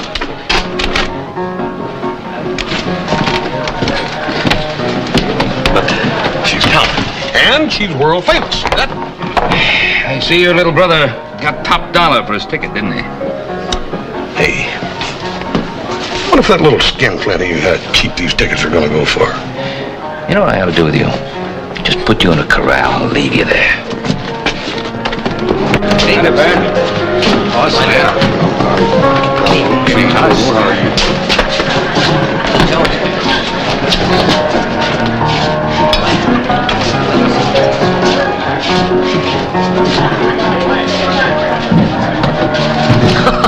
Oh, hi, fella. Oh, good evening, Boy. I didn't see you standing behind us. Got yourself a new suit, huh? Yeah, I figure it's about time. You had to. Yeah, nice, huh? You mind if we sit down? Yeah, I don't know if you can read the sign. It says reserved. Of course, that doesn't go for you, Pa. Don't you give me none of that reserve stuff.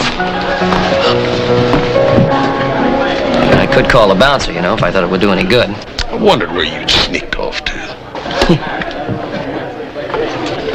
All right, now that you've seated yourself here, all right. But as soon as Miss Denise has finished her performance, I hope you will extend me the courtesy of leaving my table in. For what? Isn't it obvious that she and I would like to be alone? Ladies and gentlemen. Ladies and gentlemen, tonight I'm proud to present to Virginia City, direct from Europe and New York, the beautiful singing star, Miss Denise.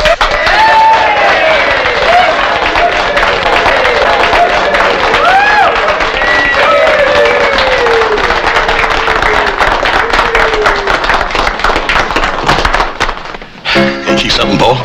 Sure is.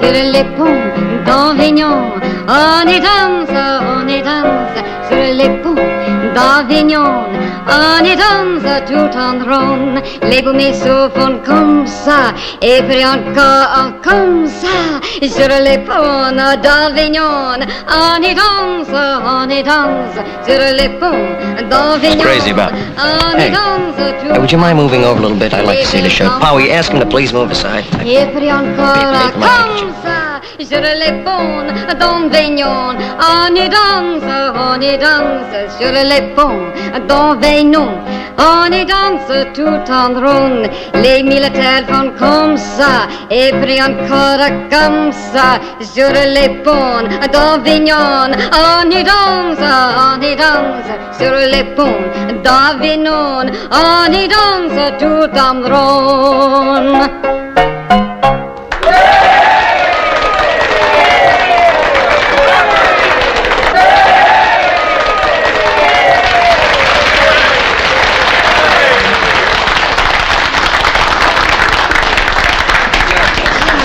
Table right here.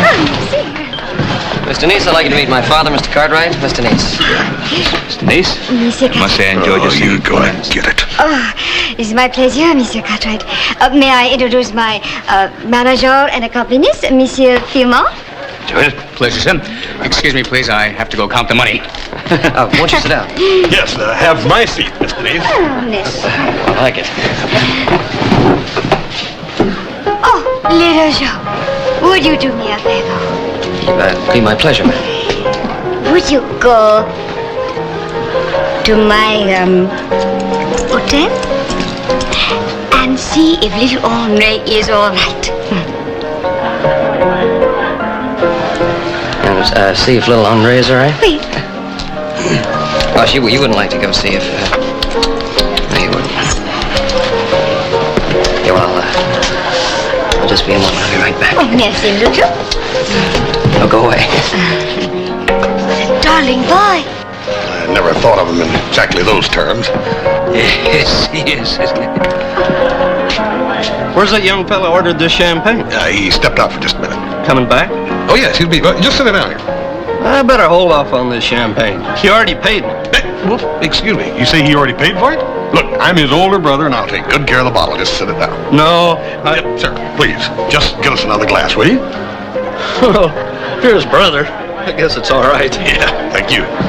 I'll just go right ahead and open it up. Oh, la, la, I just love champagne. It's so French. Yes, it is. I love it. It's marvelous. It's so lively.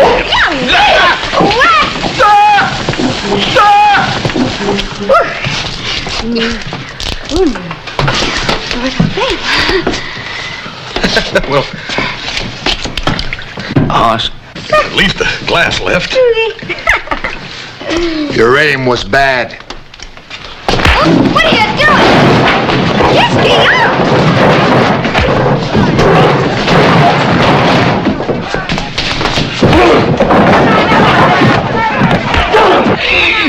Up and at him, Tiger. Go on. That's a better show than ours. Check the dog. Check the dog. Andre! You all right? Check. So exciting! Wait, here he comes! Come on. You can do it again. Go! Hey! Hey, don't run.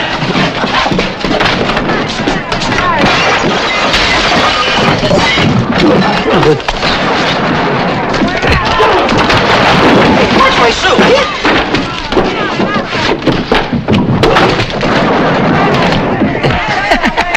Hoss, don't you know enough not to shake up a bottle of champagne? I do now, Paul.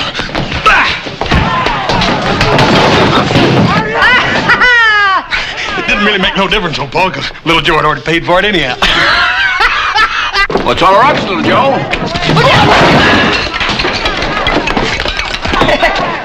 Fine horse are in there, really busting the place up. Yeah. They're doing all right, too, ain't they?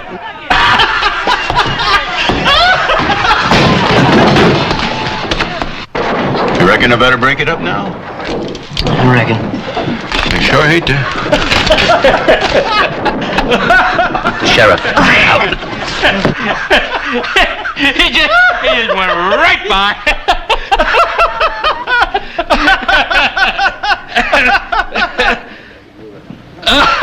Now I've seen it all. All right.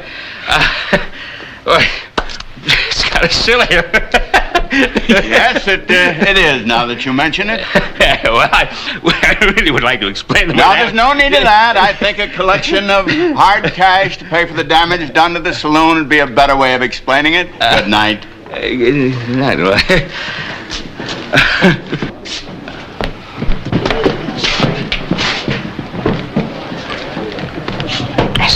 This the bottle of champagne that I already paid for? Yeah, that's the one, all right.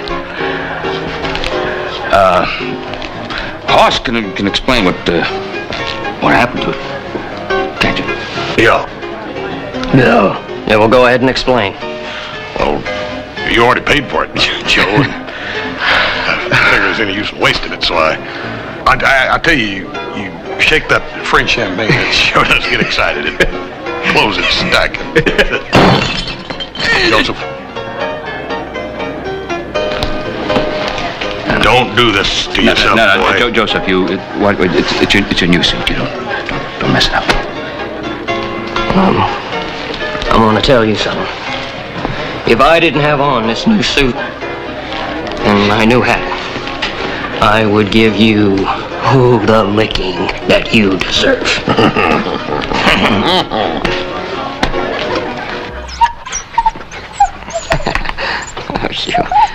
As I was saying, Mr. Neese, I'm terribly sorry about what happened the other night. Oh, I thought it was exciting. And the way Ben and Hoss handled the situation, it was magnifique. Well, he's gonna get a magnifique bill for the damages. Oh. Too bad you miss it. Yeah, I'm sorry too. If I could have been there, I could have really. Oh, excusez-moi. Certainly. Hoss Cartwright. Hi, Mr. Neese. Do come in. I brung you some. Flowers. All sweet. Oh. Is he bothering you? Oh, no. I just wanted to show Mr. Neese that we're all not ruffians and brawlers.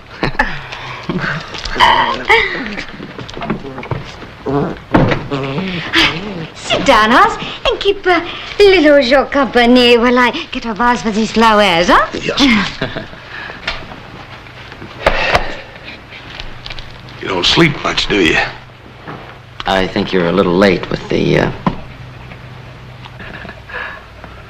Yeah. But I'm a box of bonbons ahead.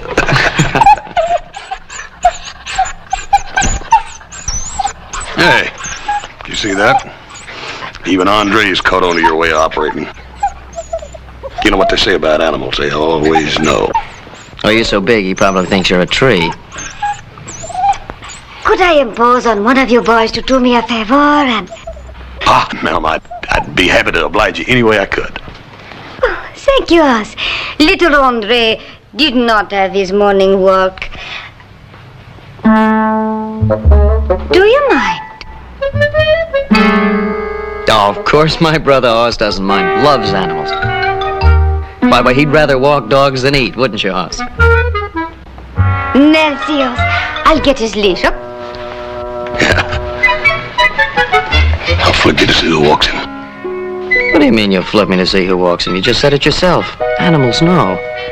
Little brother, you're trying me. You're trying me real hard. Not as bad as the people in Virginia City are gonna try you when they see you being pulled around by that funny-looking little dog.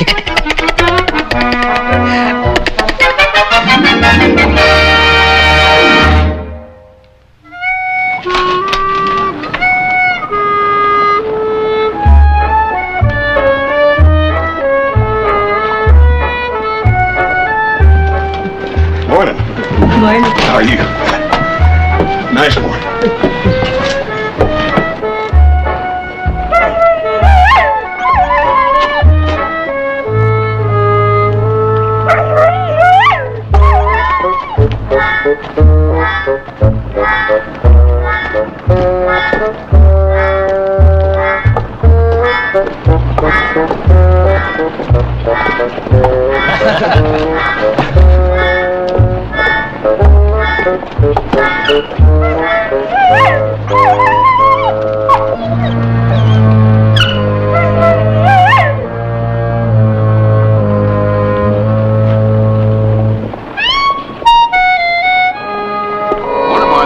Jack? Oh, Hoss! Oh, Hoss!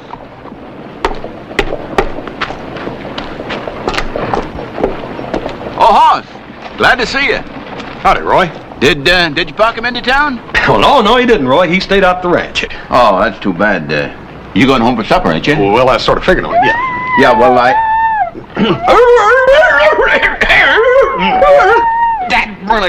That burned his frog in my throat. Sounds more like you got a dog in your throat. Well, you tell your pa. I found that itch goes with it. I reckon it must be some kind of allergy or something. Oh, that's too bad. But tell him next time he comes into town to stop in my office and see me, will you? Yeah, I sure will, Roy. Thanks. I sure will. So long, Roy. Bye.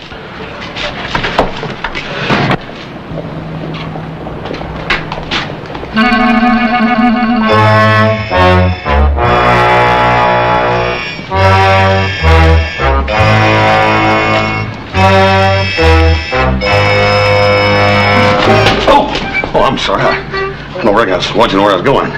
It wasn't looking what you were doing last night. But I'm purely glad we bumped into each other without your pa around to get in the way. Now, look, that was last night. Now, if you were just... Right. And this is today. You had your good time, and now I'm going to have mine.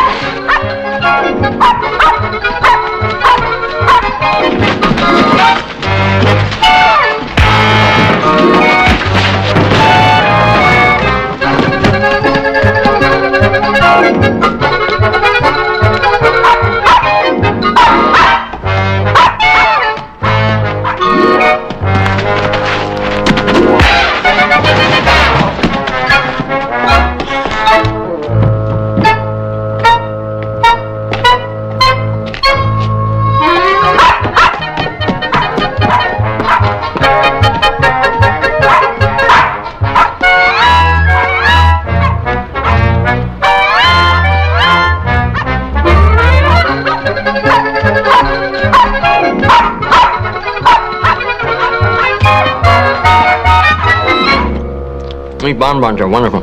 Here, would you like one? No, merci. Ours has been going a long time.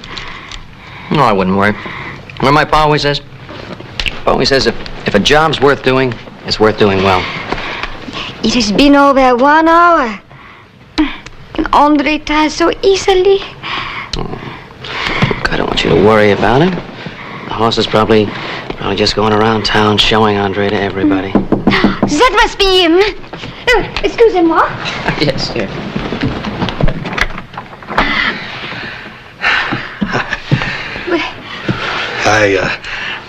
Miss Denise, you ain't gonna believe this. I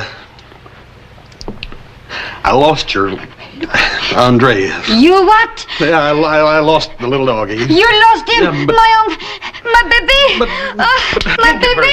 My baby lost him. No, This Denise, please don't worry. I'll find Andre for you. Don't That's worry. right, Miss Denise. Don't you worry.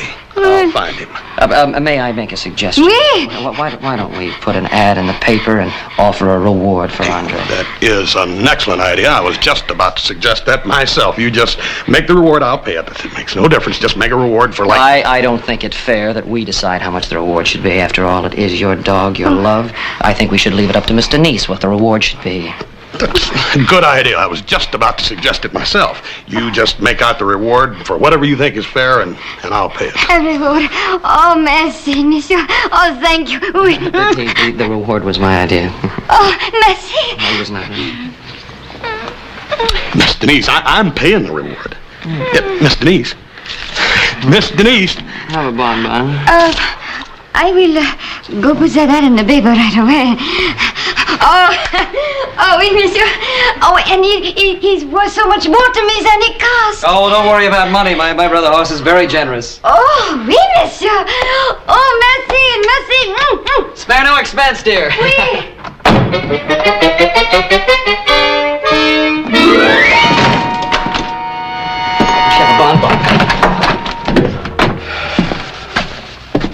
What's the matter, Pa? You look kind of tired. I'm just not used to the kind of shenanigans we had last night. And I hurt all over. I'll wait till we get the bill from the Silver Dollar. That's going to be a big bill, too. A lot of damage. All those tables, chairs, bottles. I'm sure glad you taught me not to get involved in those kind of things. You know, Paul, you wasn't the only one involved in that. The rest of them all have to pay their share, too. I think you ought to pay at least half. Where's he going to get the money to pay for at least half? Well, same place he's going to get the money to pay the reward. What reward? Reward for what? Paul, see, I lost Miss Denise's little dog. And little Joe here thought that the least I could do was to run an ad in the paper and offer a reward for him since I lost him. A reward for a dog? What kind of reward are you offering? Well, I don't rightly know. See, she was putting the ad in the paper while I was out hunting the dog, and I didn't state no exact figure. You let her state an exact figure? Well, yeah, I reckon I did, Paul. You know, Miss Denise thinks the world of that dog. That's a very unusual dog, very expensive. I wouldn't be surprised if the reward for that dog ran maybe $10, maybe $15. Well, I reckon I could live with that. A pound. You mean neither one of you has seen the ad? Neither one? No, paper wasn't printed when we left town. That's too much for me. Excuse me, I'll go to bed. Yeah. Night, Pa. I think I'll join him. No, I wouldn't if I were you. How come? I think you better get in town. Start looking before the stampede starts. What stampede? The stampede to get the reward money for that dog that you're going to have to pay. Yeah. Might as well. I don't reckon I could sleep anyhow, wondering. Hey, don't forget, take a lantern. It's hard to find a little dog in the dark.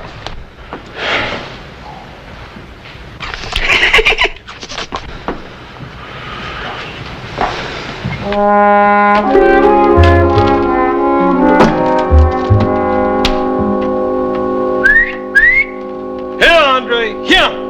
Here! Here, Andre! Here! Here, doggy. Come here, Andre. Here, doggy. Any luck? You looking for that dog so you can collect that fortune, huh? You heard about it, huh? I didn't think anyone knew about it yet, except the printer. That's me. A big, fat $1,000 riding on that little carcass. I plan to earn it.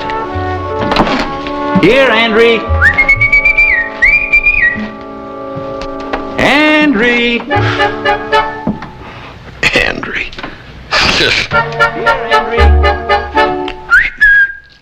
Here, Andre! Here! Come on, Andre! Andre! Here, Andre! Here! Here, Andre!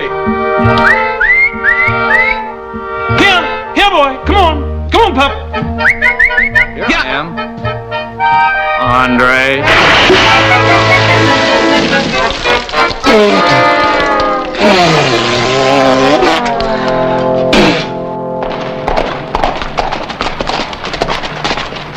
Well, this town looks awful deserted, don't it? Well, never mind. You take the horses to the livery stable, and I'll meet you there later. I'm going to pay the bill. 11 assorted bottles. The courthouse burned down 2 years ago. Wonder you ain't trying to charge me for that. Yeah, Ben. Just finished adding up the bad news. Since it was mainly Cartwright's against Big Man here and his friends, I figure each side ought to pay half. Well, I guess it's reasonable. Them friends you were talking about, I don't even know who they were. 2 Cartwrights and only one of me. I figured he ought to pay 2/3 of the damage. Yes, I have. Thank you, Ben.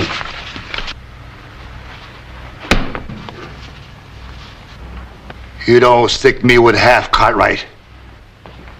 You and me are going to sell it right now. Here, Andre.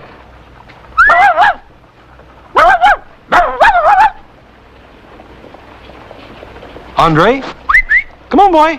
Come on, boy. Come on, pup.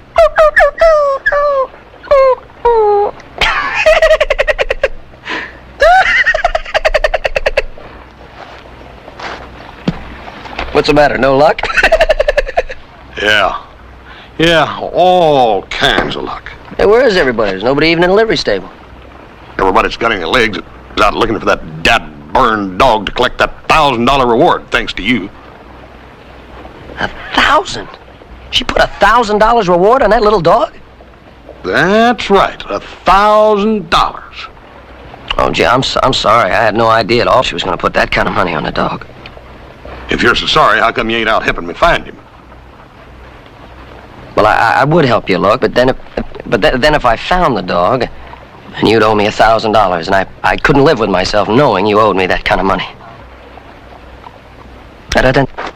Don't feel bad. You have enough to worry about. I'm going to go console Miss Denise. She must need someone desperately about now.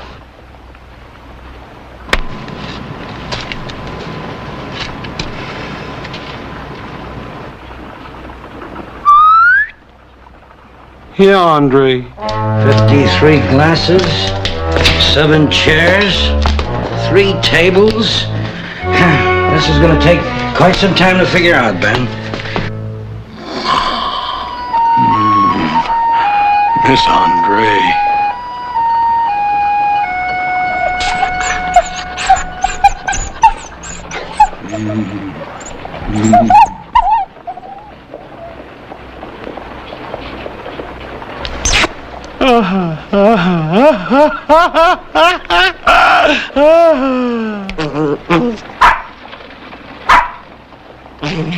Andre!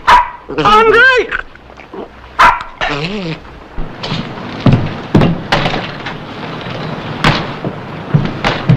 I see you found the dog. Yeah. What happened to you? Never mind what happened to me. Get that dog right back to that woman. Yes, sir. That big man's got a chin like an anvil.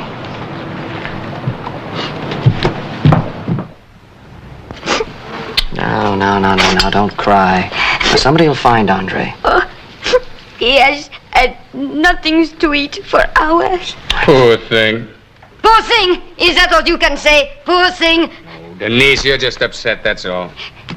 Fillmore, if you had one little concern about Andre, you would be out there looking for him.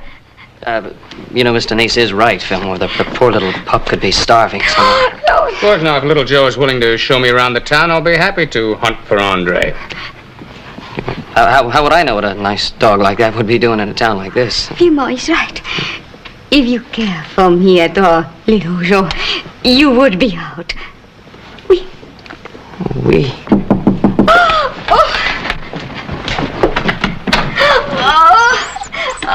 There he is, safe and sound. Oh, my naughty little boy. Oh, I will never let you out of my sight again. Never. Oh, baby. As for you.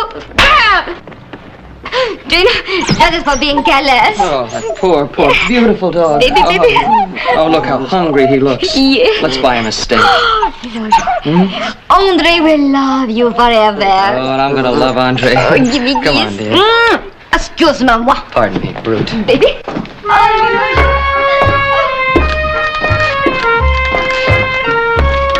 Come on, I'll buy you a beer. Well, I need a beer or beefsteak.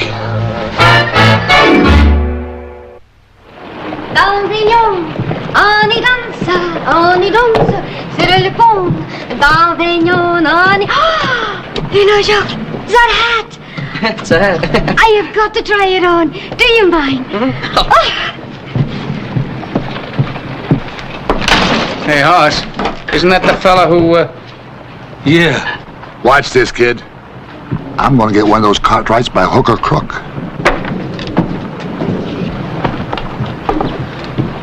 Sit down, Mr. Fillmore. This is going to be interesting. Well, look, that guy's twice the size of your brother. Yeah, ain't it terrible? It's nice.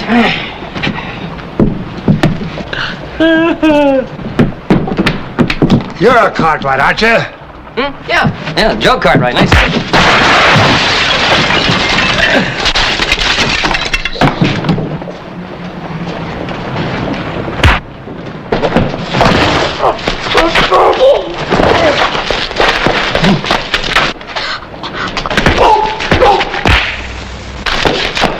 Little Joe, stop picking on that man and go find my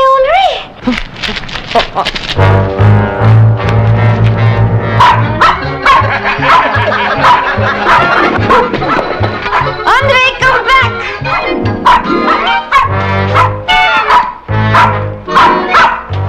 What are you just sitting there for? Why don't you help me? I'm tired, little brother. That'll teach you to be so careless. Go catch him.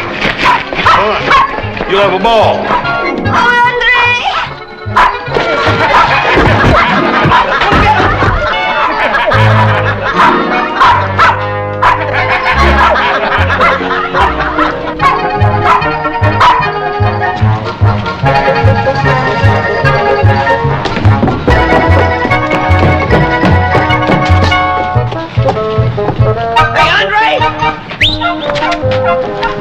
You lose your horse, little Joe? You want to ride home with Hop Sing? No. I got trouble, Subsing. You go on ahead.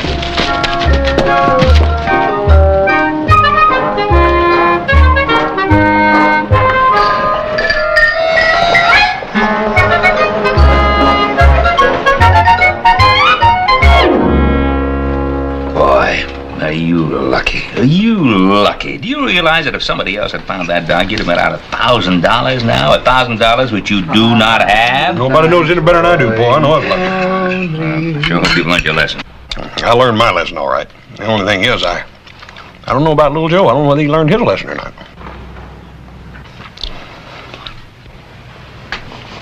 Tell him about the fight, Joe. What fight? Fight.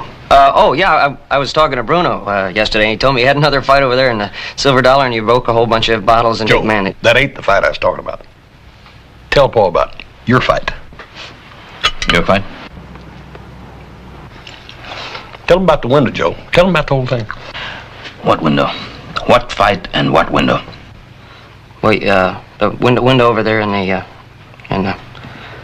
millinery shop. There's a window in it, and I was sitting there watching Miss Denise's little dog. Oh, that dog again.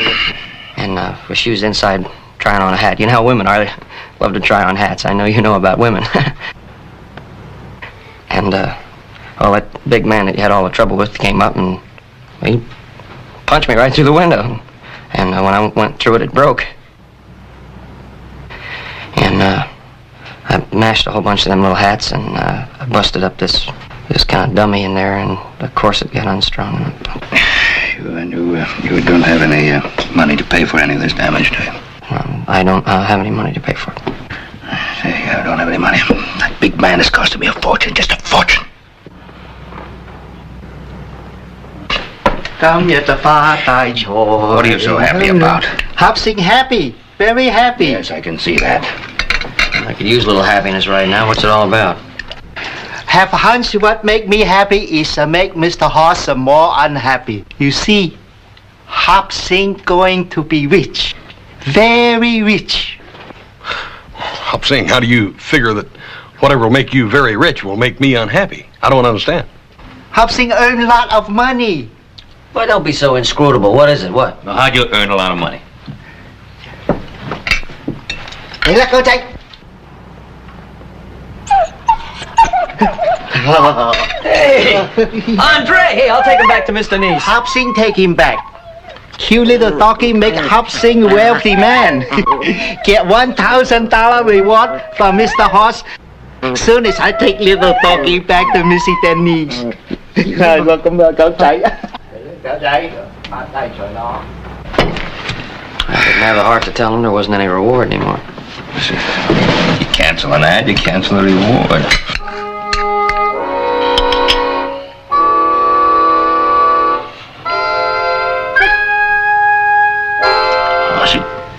cancel the reward, didn't you? Did you cancel the reward?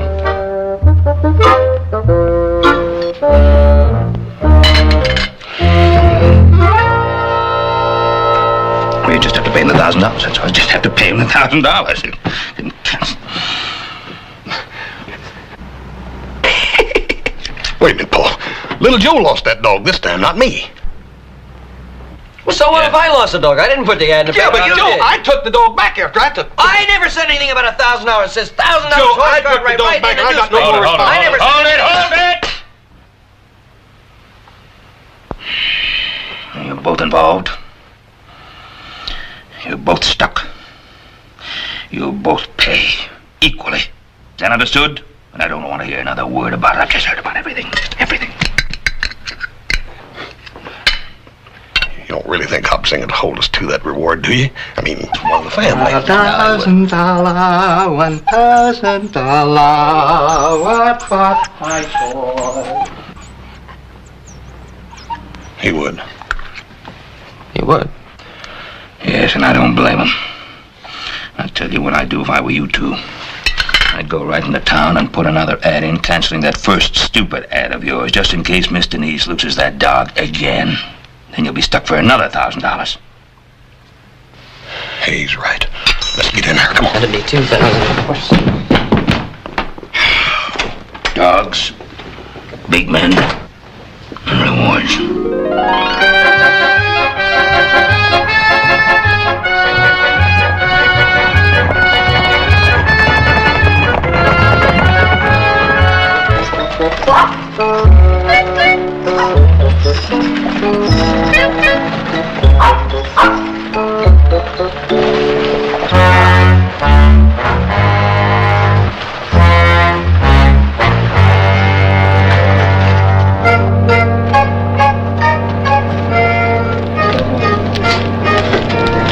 You got something there that belongs to me, friend. Oh, you make big mistake. Little doggy belong to Missy Denise. Yeah, you're right there. But I'm the one that's taking him to her. I let you do that, then you get big reward instead of Hop Sing. Yeah, I know you're with that miserable Cartwright clan, but you sure don't think like them. You got sense. So just hand over that yapping mongrel and we'll part peaceful like. You say I got sense and you right. More sense than to let you get big reward. Now, if you got sense, you let me buy. I can't say I ain't gonna enjoy this. I finally found me a Cartwright that I can work over real good.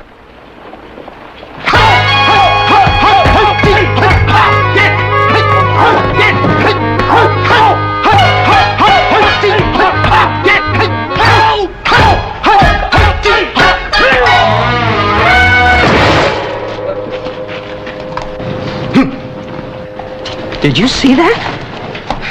I sure did. I tell you this, I ain't never gonna complain about no burnt chicken no more. You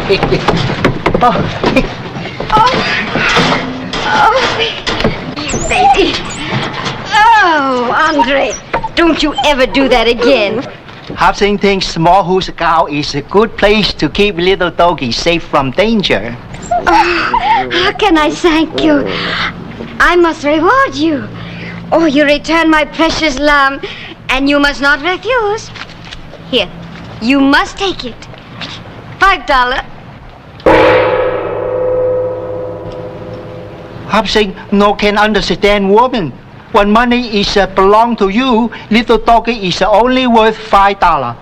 When money is belong to Mr. Horse and little Joe, little doggy is worth $1,000. Confucius have nothing to say to this live woman. No, I understand. Eat it.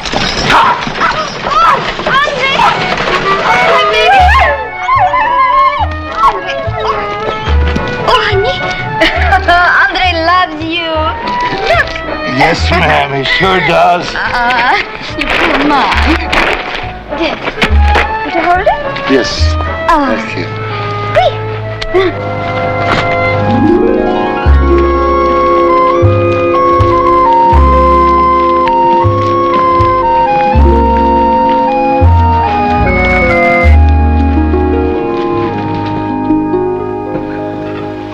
May we have the roast beef now, please? May we please have the roast beef now? For our guest. And please serve from the left. More bread, please. More bread coming up. I heard him. More wine, please. More wine. I heard. That's no way to serve bread.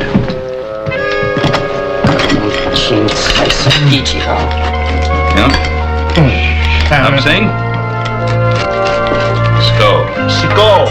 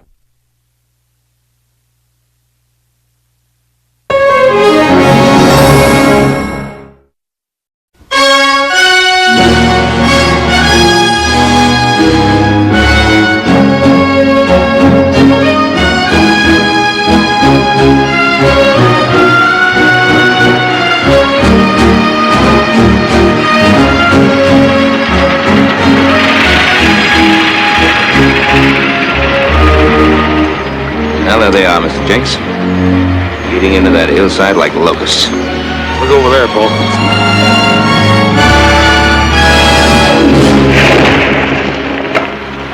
That's bad enough, but now I understand they're planning to move over about 50 miles south of Crescent Mountain. Cut the timber there. Yeah, that's what I hear. It's about, well, it's over 3,000 acres of watershed. Now, you're a land agent, Mr. Jenks. You know what that means. It means that range below Crescent Mountain will be turned into a dust bowl. Let me see that map. But Mr. Milburn is within the law, Mr. Cartwright. Anybody under the law now that doesn't own land in Nevada can go in and file a timber claim. How's it work? And under the Preemption Act, you go in, make improvements on a quarter section of land, then you can claim it for $200. Milburn owns a lot of land in Nevada. How does he get by that? Well, he's got a lot of men working for him that don't.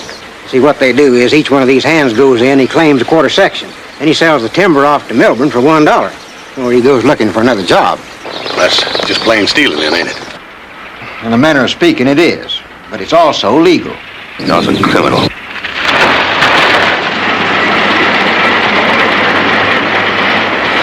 I'll take a look at this. See, without that quarter section, Milburn couldn't afford to get his timber out. No access, no water. What do you think? I think you're right. Hey, Hoss, that pasture land Pa gave us last year? Yeah. I'll toss you for it. Winner take all. One of us wouldn't own any land in Nevada, would we? That's right. Call it. Heads. You win. That wipes me out. I guess I can claim that quarter section now, huh, Mr. Jenks? That's right. Yeah, I think it's worth a try. I'll do better than try. Took me a day to get there, 2 days to do the improvements. I'll meet you at the Carson Land Office on Friday.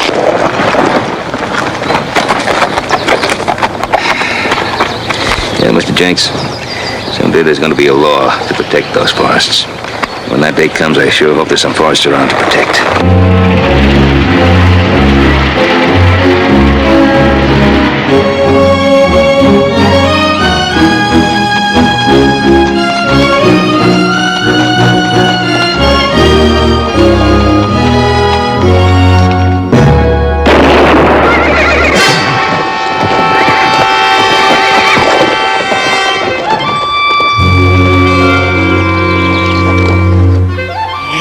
Sir, I do believe I cuffed myself one at long last. Come on, boy. Get off your horse and come on down here. Keep your hands away from that gun. Yes, ma'am.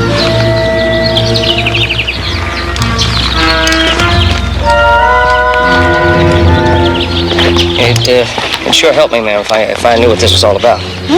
I told you. I was fixing to catch myself a man. That's all. You'll do real fine with the muscle you got. A charm and all. I got myself a bit of need right now. Come on. Let's go home.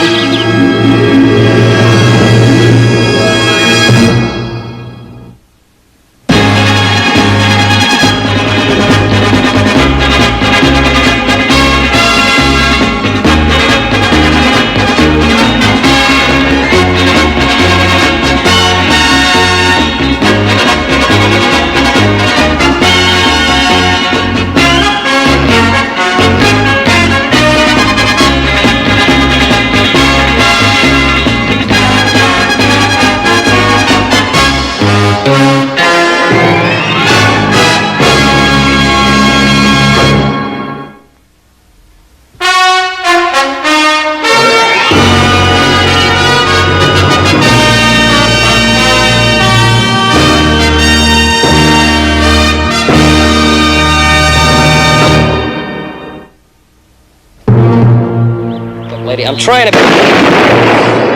Not aiming to hit you, but I'm shooting with my left hand and unnatural. And this gun's got a hair trigger. It's also empty. No, it ain't. Oh, yes, it is. Guess I did fire both barrels. Kind of a fool thing to do, wasn't it?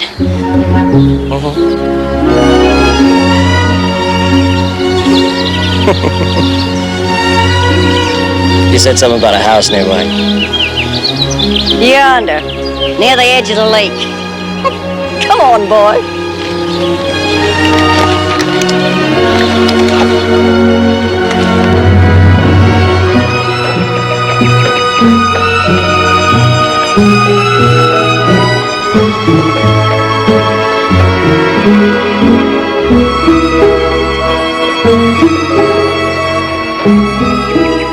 It's a real pretty place you got here.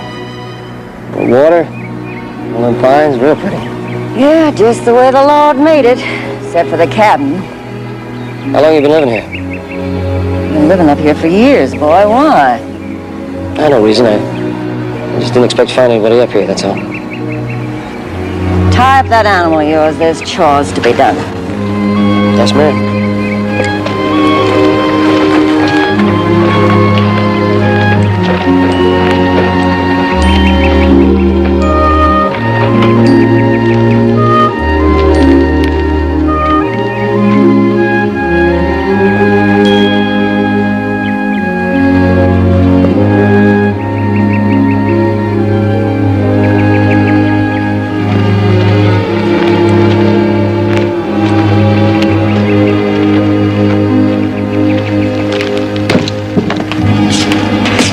There's something I think you ought to know. My name's Carrie. Miss Amos Pickett. My Amos been gone 3 years and more. I'm sorry, Miss Carey. How you called, boy? Cartwright, Joe Cartwright. I'd like you to take a look at this map. Yeah, I ain't had much since yesterday, Joe. Truth be told, I ain't had nothing at all. There's some beans on the back of the stove. I'll warm them up for supper. Could you do it for me?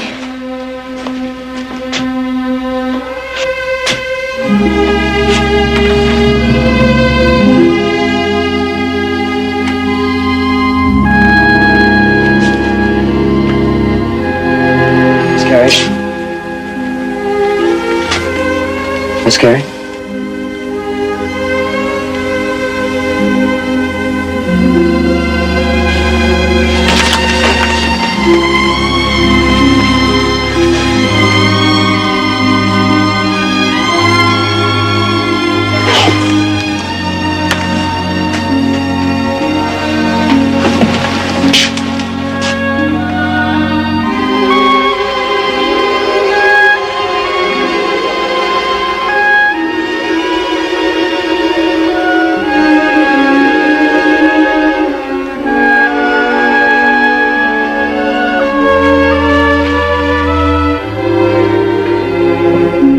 about some more coffee, huh? I was noticing that hand. How'd you hurt it? You know, I've been trapping critters most of my days. First time I ever got chawed on. But you were bitten. You better let me take a look at that. Oh, it's nothing. It's nothing. An animal bite's nothing to fool with. You don't let a doctor see it. No, don't worry your head about it. It'll heal in time. Well, it wouldn't hurt none to have a doctor look at it. Besides, you're gonna have to ride into town with me anyway. What do you mean? That's what I was trying to tell you before. This property you're living on. That's government land. You're gonna have to file a claim. Well, it ain't government land. It's mine. Nobody's gonna tell me I'm different. Well, Miss Carey, it is. Now, you like living here, don't you? What kind of a fool question's that? I wouldn't be here if I didn't. My Amos lying over there in the Lake Grove, I wouldn't live nowhere else. Hey, ma'am, you will be living somewhere else unless Come over here, boy.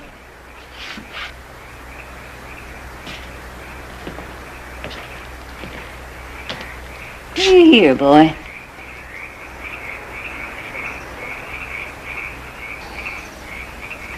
Well, the wind talking to the pines. Miss Carey, It's just how my Amos used to say it. Just like. Pure mountain man, my Amos. Couldn't live nowhere else but in the deep piney woods. Couldn't breathe nowhere else. You be feeling things the same way, Joe. Well, there are different pines where I come from, the same wind, I guess. Like Miss Carey, I'm a rancher, but I care about the forest, too. Now, you're gonna have to file on this property. You're gonna lose it. It ain't possible. It's mine, it's gonna stay mine as long as I draw breath. Ma'am, it ain't yours, and it's not gonna stay yours unless you file a claim and pay the government $200. Land offices and clerks and rule books, meaning what they want them to mean. You know them clerks took away a ranch from my Amos's daddy, run a road smack through his cabin. That's why we come here, to get clean away from everybody. My Amos built this cabin and he left it for me, and I don't have to claim on what's already mine. Ma'am, it's the law. It's the law. If you don't file, you're gonna find your piney woods stripped clean. You're just trying to scare me. I am not trying to scare you. I'm trying to tell you the truth. Now, there's a man named Milburn, Jason Milburn. Now, he's gonna log out the whole side of Crescent Mountain. He can't. It don't belong to him. You keep saying he can't. He can and he will, unless you file that claim, and you're gonna do it tomorrow.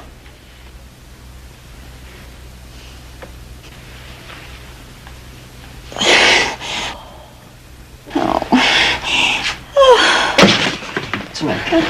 Oh, let us sit down. Here. You want me to get you something? You got a lot of gentleness in you, Joe. Just like my Amos. Putting that blanket on me and all. Stay and do for me, just for a little. Just till I get my strength back. Doing for you isn't gonna help anything, Carey. Now, you're gonna have to file that claim, and you're gonna have to see a doctor. And have him lop off my hand. Is that what you're so scared about? Look, if it's that bad... No, it ain't nowhere near that bad. All right, then it's settled. Tomorrow I take you to the doctor and to the land office. You go and get some sleep.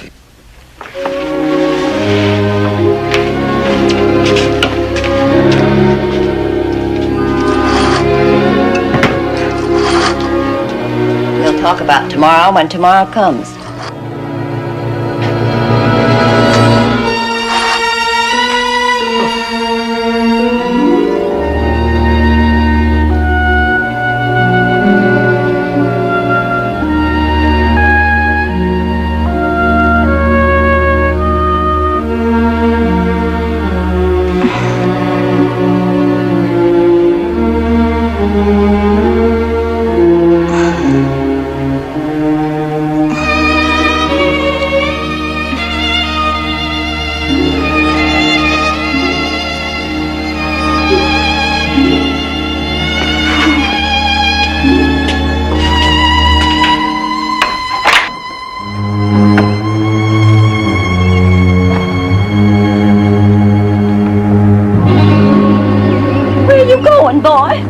Not me, we. We're gonna ride into town like I said last night. I'm not going going with you. I told you I wasn't going with you. Well, you are going. If you don't, there's a man named Milburn who's going to file on this land of yours. All this talk about a man named Milburn. I think you're going to steal my piney woods yourself. Oh, now, come on, Carrie. You know better than that.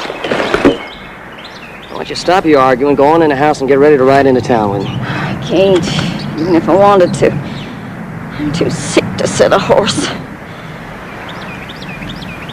All right, I'll file a claim for you and bring the doctor out here. File all the claims you want to. You still won't get my piney woods. I'll stand you off. I've fought Indians aplenty. Let me see that. No, leave it be. It's all right. Don't be so It's stubborn. all right of itself. Leave it be. I'm sorry I hurt your hand. Go on right out. Before you go, fill a water bucket down at the lake. The well's been dry for a year. Least you can do when you're leaving a poor old lady to fend for herself.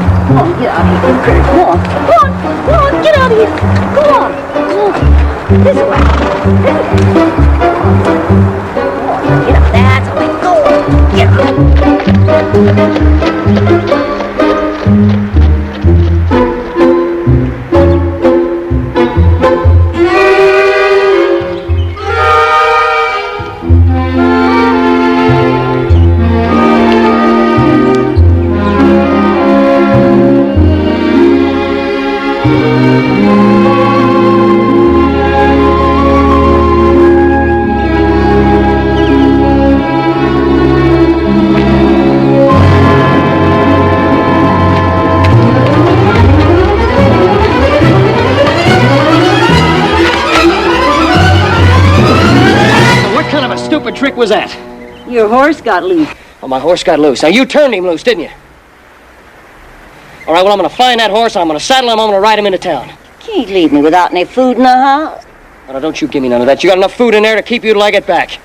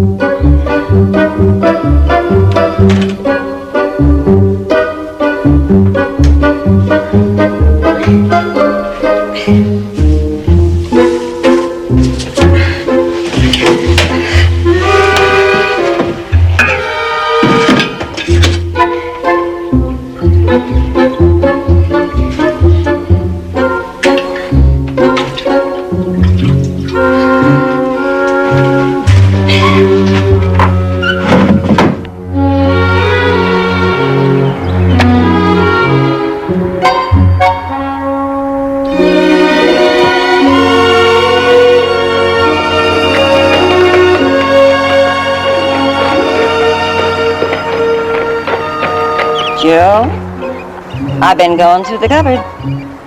There ain't enough food left for one supper. Carrie, we've been through all this before. I checked the cupboard. There's plenty of food there for you. I wish you'd come and see for yourself. I'm telling you the truth.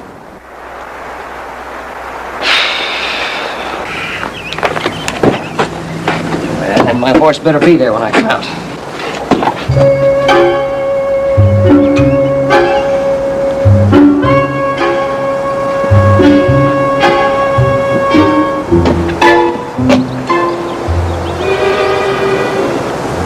You wouldn't leave a poor old lady to starve now, would you?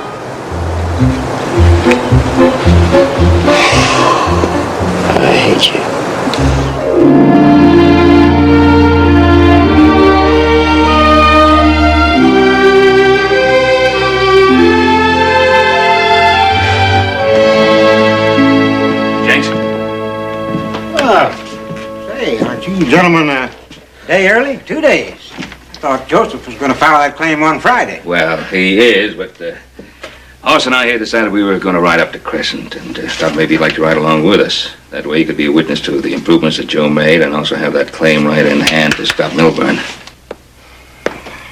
Well, I have work to do here. Those streams up there are chock plumb full of them trout.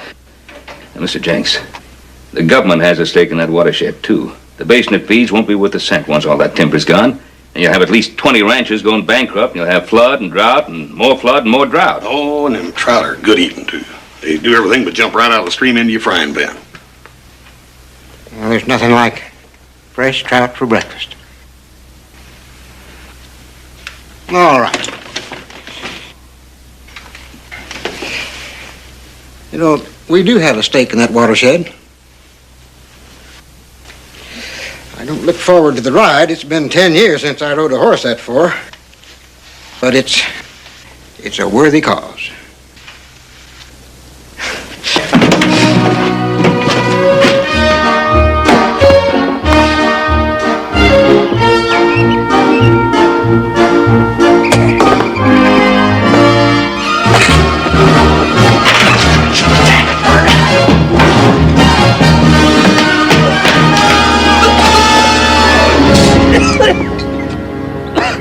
Carrie, it took me 3 hours to flush out that partridge, and you saw it was burning, you couldn't even give me a holler. I figured you'd notice it and come running. You did. Oh, that's what you figured, huh? All right, fine. Now, the soup hasn't burned, you better see it doesn't, because that's all you're going to have for the next day. What do you mean? I mean, I'm going to file on this land for you, whether you like it or not. I'll see you Saturday morning. Joe Cartwright. Joe! You can't mean it, Joe! Joe Cartwright, you can't do it! You can't do it! You can't do me out of my piney woods this way! You can't! Claim jumper! You go down out of this mountain and you don't need never come back here! Never! Carrie Pickett, you're a stubborn, cantankerous old woman, but I'm going to save these piney woods for you in spite of yourself. Oh, Joe, I'm sick and I went on. Joe, please. Oh.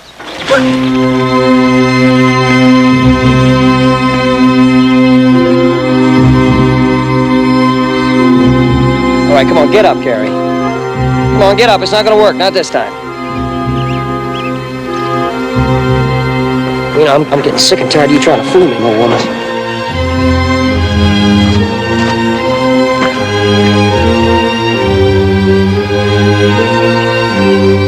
Miss Carrie?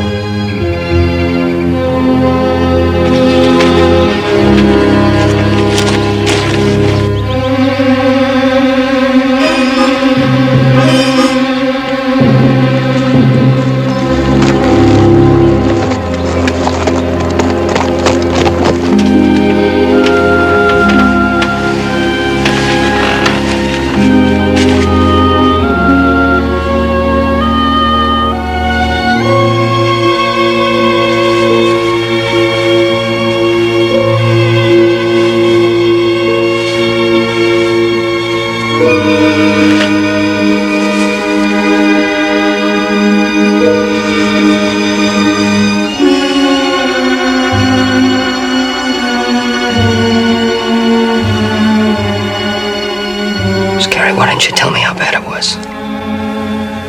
There wasn't nothing to do about it. It'll heal by itself. You've got to have a doctor. Joe. Doctor will leave me one-handed. And I can't do for myself no more.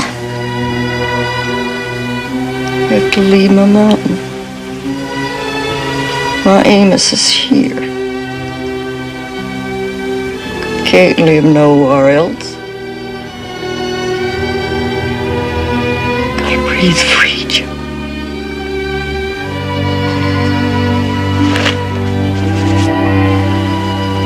Don't you worry, Miss Carey. You're gonna breathe free.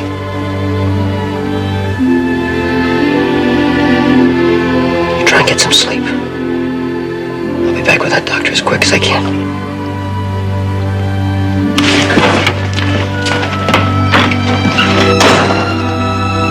It's not all that bad, Joe.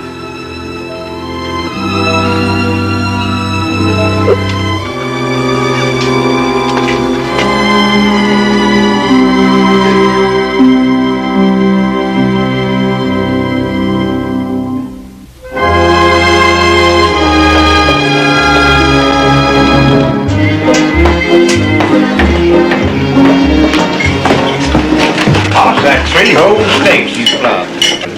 Mm-hmm. Good grub in this place. Oh. Mr. Jenks, you feeling that right a little bit? More than a little bit, I'm afraid. I hope nobody objects if we get off to a late start in the morning. Well, ain't no big hurry, is there, Paul? No, Joe will have finished the improvement work by now. Yeah, good. We can get on with that trout fishing, huh? Mr. Jenks, I think what you need is a good night's rest. Let's see if we can find ourselves a place to sleep. And that's 3 dinners and 5 steaks. What's a good place in town to find some rooms for the night? Right here, mister. Only place in Crescent City. Good. But I only have 1 room left. Mr. Milburn and a couple of friends have rented the others already. The room has a double bed, though, and I could rustle up a cot. Well, Mr. Jenks, you take the cot, and Hoss and I'll share the bed. Hoss, can I at least have half the bed? Say, did you get that cot up right away, please? I'm practically asleep on my feet. Very good. Up the stairs, second door on the right. I'll have it up right away. Thank you. Looks like we got here just in time, huh?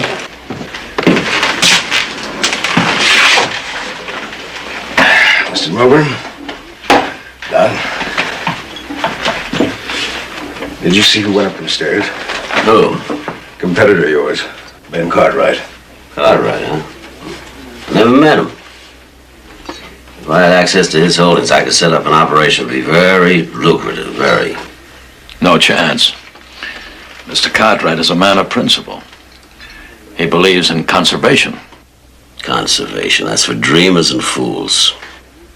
And for people who feel an obligation to the future? Doc's principles are showing. Kind of rusty, but they're showing.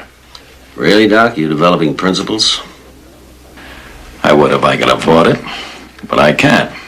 That's why I work for you. A few more remarks like that and you won't. What'd you find on the mountain? Well, there's a cabin on that key quarter section. And there's 2 people living there. A young guy and an old woman, a sick old woman. There's no record of anybody having filed a claim. It doesn't matter who's there. I'll buy the cabin, burn it down. But we better ride as soon as it's light. Come on, I'll stand you to a nightcap.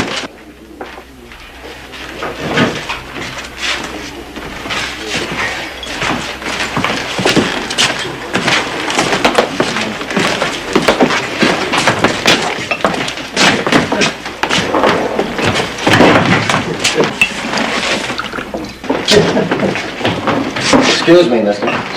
Speak of the devil. That's the young fella I saw up on the mountain this morning.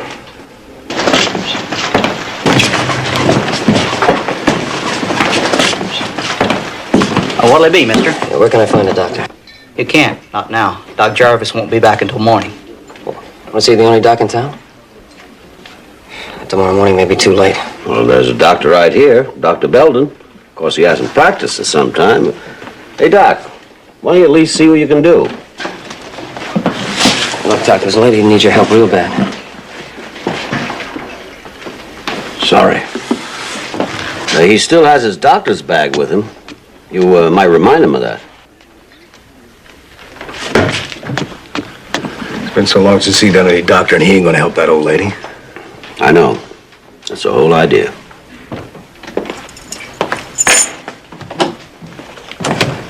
Light the lamp, I'm coming in. Look, I told you. I don't care what you told me, light the lamp. I haven't practiced medicine for a long time.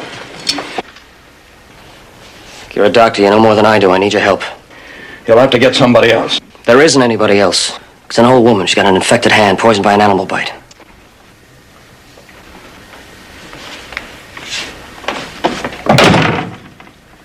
How badly?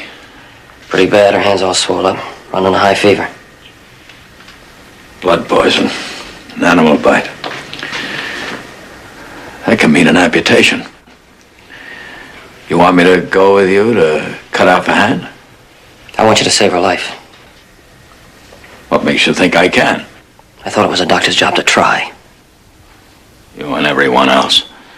A doctor's supposed to be on call day and night, to go anywhere, anytime, to give help and medicine to people who can't or won't pay. Well, I got tired of being poor. That's why I gave up the practice of medicine. Now get out. Just what do you think you're doing?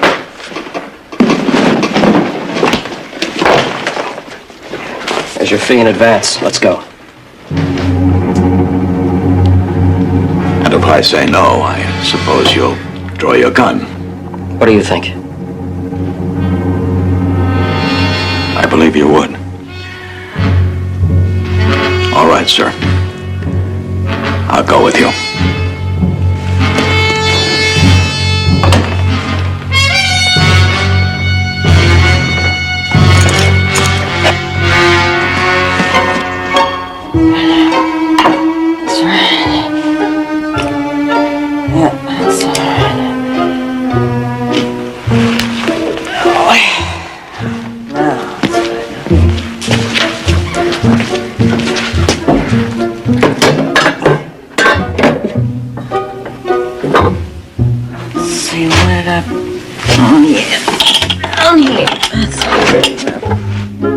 Where'd I put it?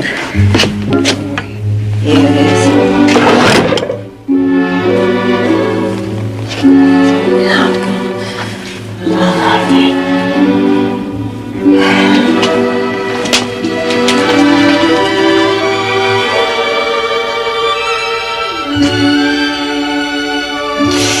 You're an old fool, Carrie Pickett, just like Joe says she was.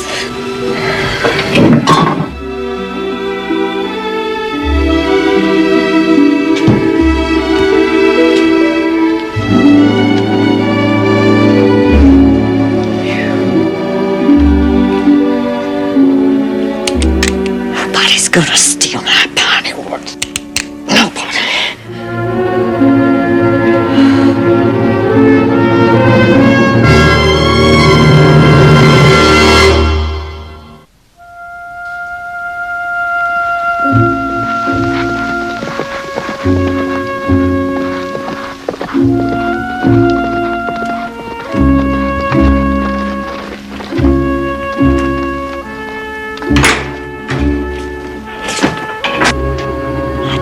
You to get and never come back. Put the gun down, Karen. I ain't aiming to kill you exactly, but I'm shooting left-handed and unnatural. Yeah, and this and time... you've only got one shot left. I know. We've been through this before. Now, come on, put the gun down, let Doc Belden take a look at you. I like my Amos right enough, but Joe Cartwright, I want to know if this is a trick to get my piney away from me. Now, come on, Carrie. You know me better than that. It's no trick. You got my word the doc won't do a thing without you say so. All right? That's my girl. Okay, Doc, you can take a look at her.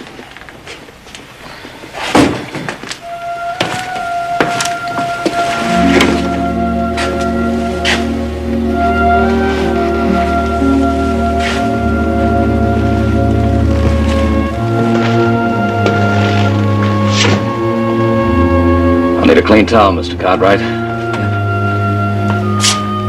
you go.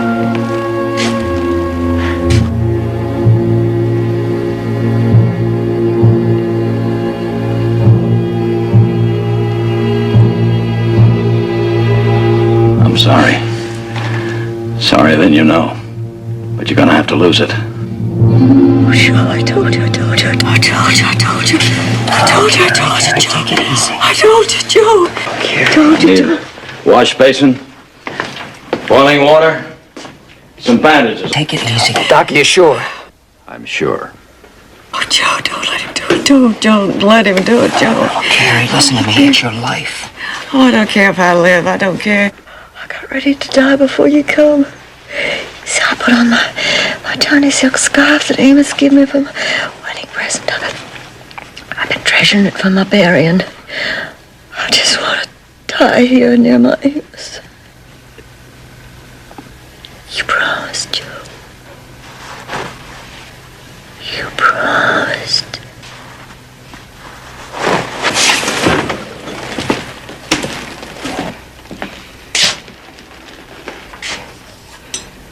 I can't let you take off her hand.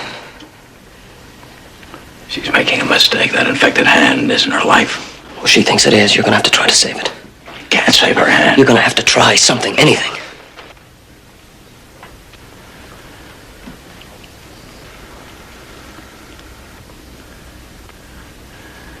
I can try a drain. But if it doesn't work, it'll be a life.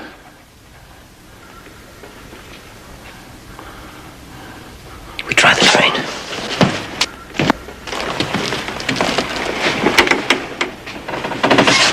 Gary, everything's gonna be all right. Just so you don't take off my hand. Promise. Mr. Cartwright doesn't have to promise. I'll do what I can. All I can. Without amputation. Mr. Cartwright, I'll need your assistance.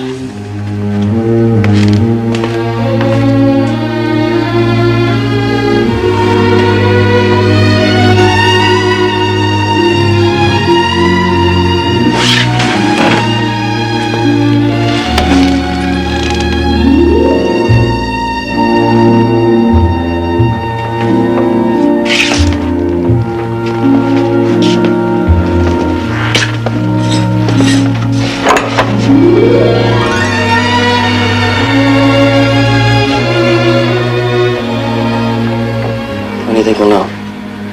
Whenever the fever breaks, if it breaks, all we can do now is wait and hope.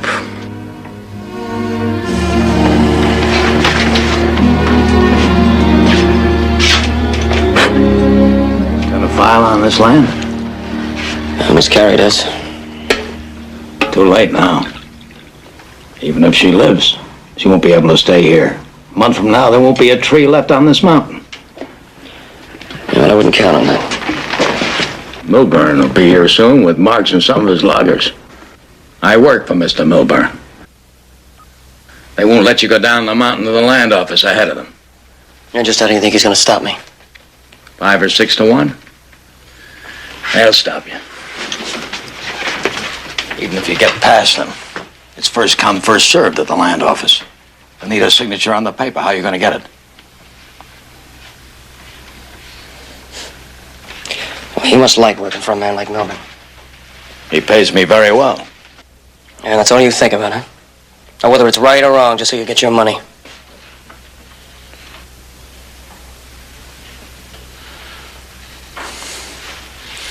My job, filling out claim papers for Mr. Milburn.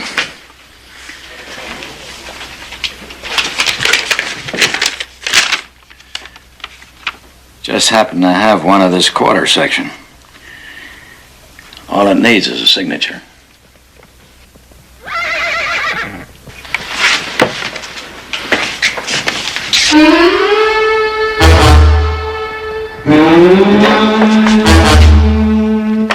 Milburn Marks. Watch out for Marks. He's tricky. Let's grab a horse over the corral there.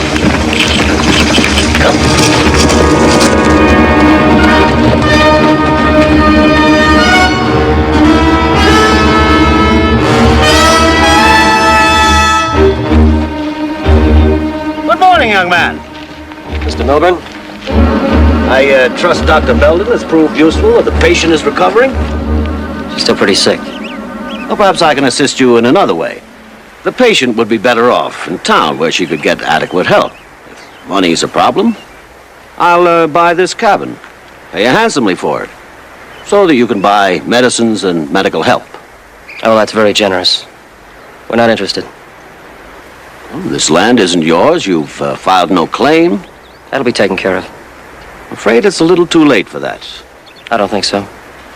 The improvements have already been made. I'll file a claim for the lady. Why don't you two get on your horses and get off this property? I don't think I'm going to do that, young man. I think you will. Oh?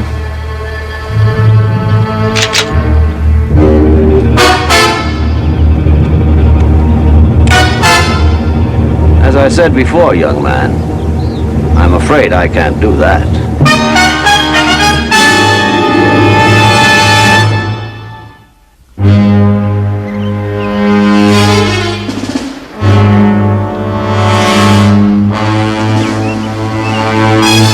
Better tie up that young man. I don't want any more trouble. You put the gun away, Father. You and Kelly, you come on down here and do like the boss said. Get a chunk of rope off that wall.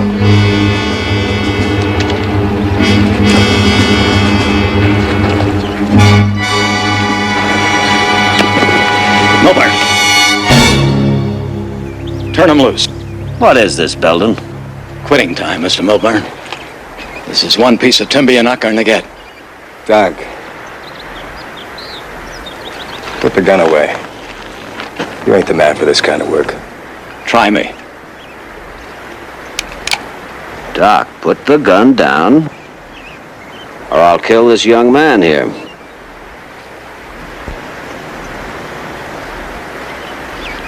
Go ahead, Doc.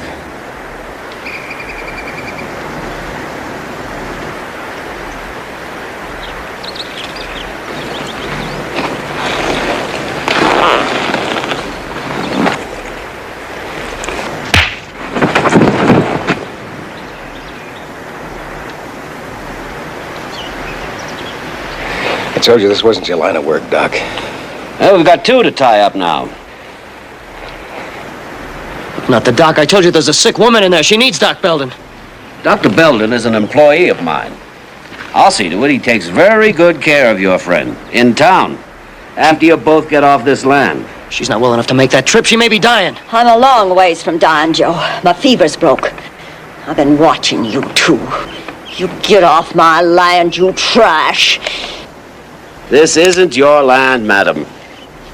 It sure is. I just signed this here claim paper. Where did you get that? The doc here give it to me.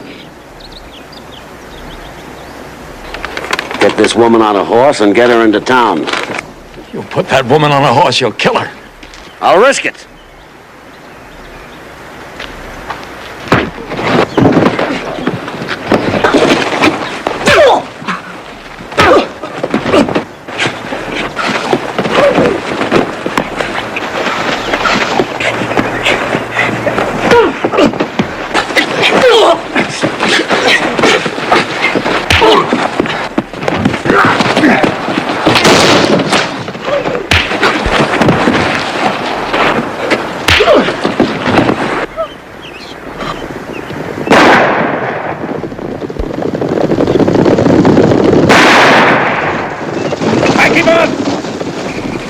All the way. Move back. Move back.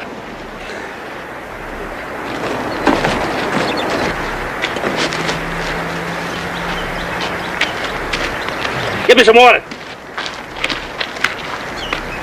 Help, I'm the doctor. Mr. Cartwright, I've always wanted to meet you, perhaps under less awkward circumstances. What started off as a business proposition ended up as... I know exactly what happened here.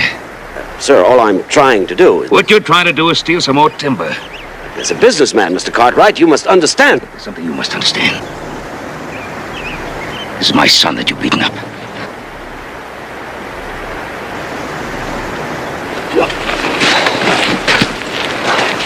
I'm all right. Mr. Jenks, you bring that claim book with you? I sure do.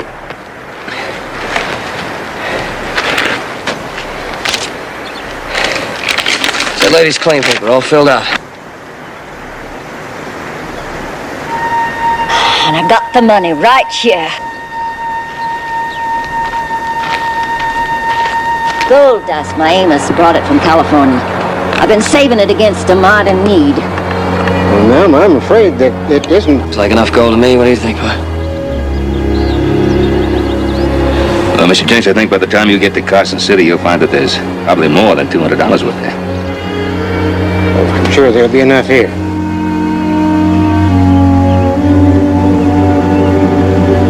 Like I told you before, Mr. Melvin, get off this property.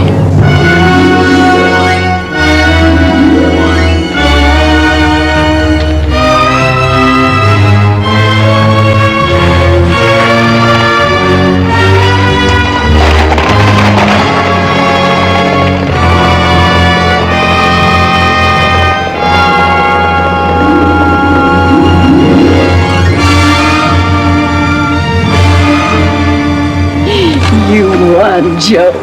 You saved my Piney Woods. Boy, I want you to meet Carrie Pickett. Miss Pickett. And this is Doc Belton. He's been doing too much doctoring lately, but when he does, it's great. I think I'll do a great deal more from now on. You're a pretty good man in a fight, too. Thanks, Doc. I'm afraid I didn't help you too much, but you did a lot for me. You made me open my eyes and take a good look at myself. Well, I'll tell you, Doc, that one's going to be closed again unless you start using some of your own medicine. You both need doctoring. Yeah, it looks like I'm the healthiest one around here. Come on in the house.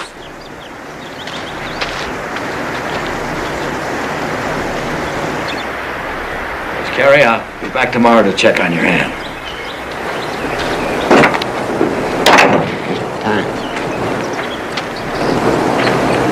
Joe's cleaning up inside. He'll be out in a minute. Good.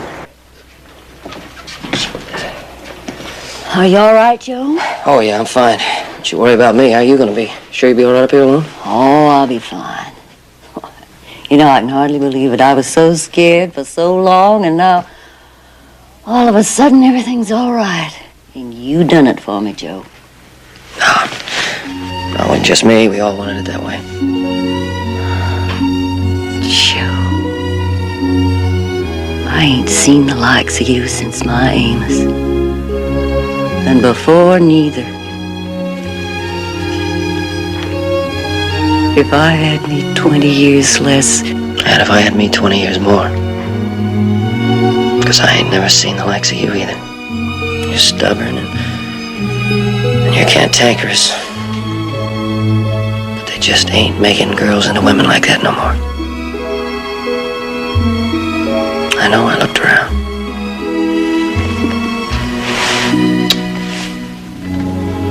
Goodbye, Carrie Pickett.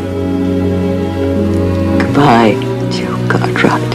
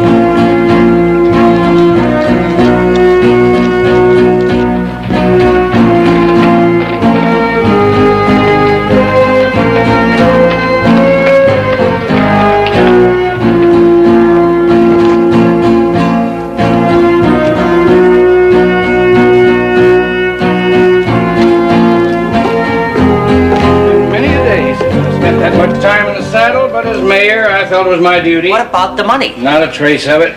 Excuse me. $1 a day, cashed in advance. Did you look for the money? Well, we did and we didn't. Sheriff thinks that maybe the killer took the money along with the old man's horse. Probably needed an extra horse just to carry all that money.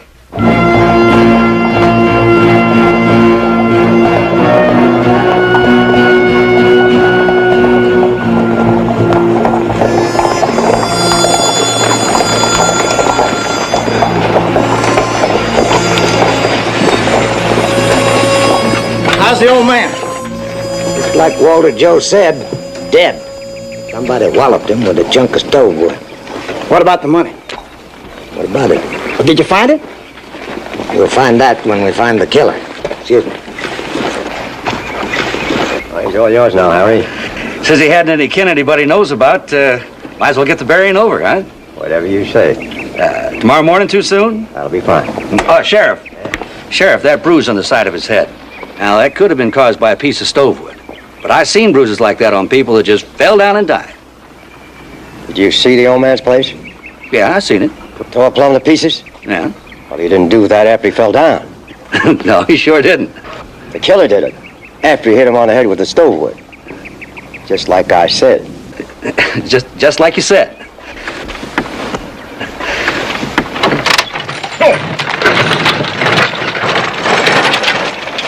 It's only logical he'd run to the Chima Mountain. Ground is rocky, be hard to track. Yeah, that's right. Yeah.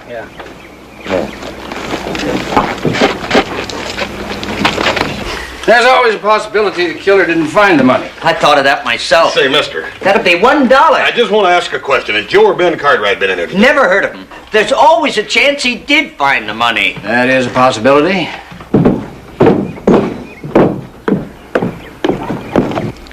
I'm Sheriff Millett. My name's Cartwright. This your horse? Oh, not exactly, no. Well, you rode him into town, didn't you? I did, Sheriff. You ain't gonna believe this. You just borrowed it. No, I found him. Uh-huh. You tell me all about it on the way to my office. Look, Sheriff, I didn't steal that horse. Well, I'm not arresting you for stealing a horse. You're under arrest for murder.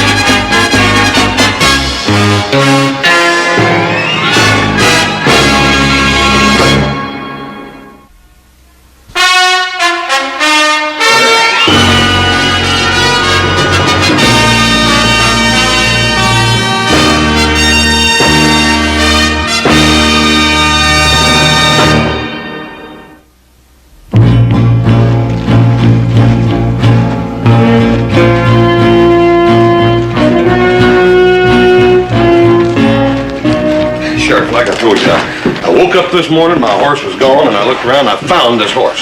Take off your gun belt, empty your pockets, and put the stuff on the desk. He may be some killer, but ain't a very good liar. Or maybe he's telling the truth. Any man who'd kill and steal wouldn't be above lying. I say, let's hang him right now and get it over with. Hang him. All right, come on, get back, come on. Come on, get away from that window. Come on, get! Got everything? That's it. Sheriff, I didn't steal that horse. I found him.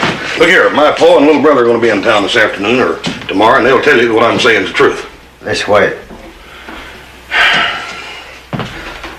Sheriff. I didn't hear. Look here, we ranch down by Virginia City. It's the Ponderosa. Maybe you've heard of it. You know, you'd save us all a lot of trouble if you tell me where you hid the money. What money? One of these days, I'm going to have the simple pleasure of arresting a man who admits he's guilty. Well, you better arrest one that is first.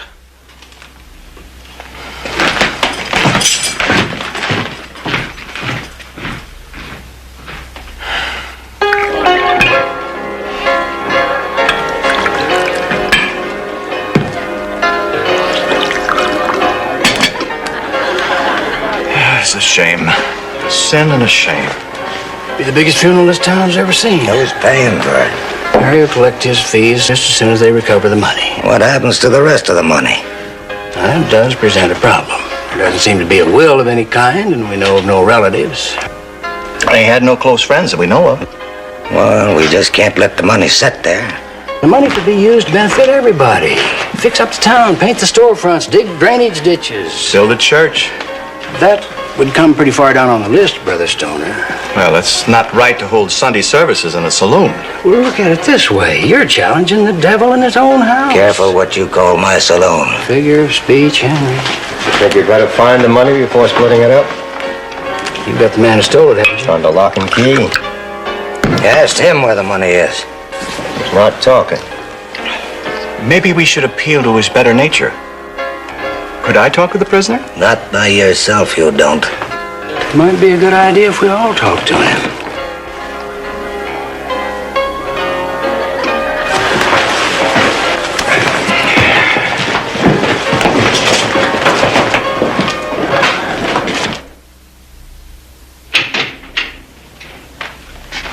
There's somebody to see you.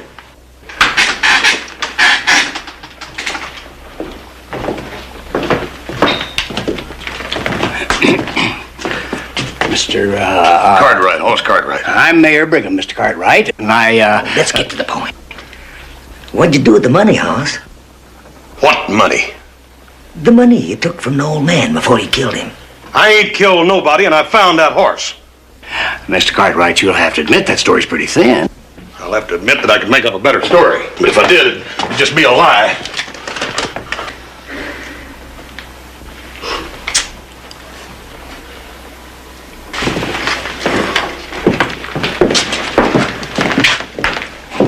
I'm Brother Stoner, Mr. Cartwright. I'm the one that does the preaching here. For those who care to listen. Now, if there's anything that I can do... Well, there's one thing you can do. Tell me why nobody around here will listen to me. Well, if you want people to listen, you've got to tell them what they want to hear. I told them the truth. That's the last thing that most people want to hear.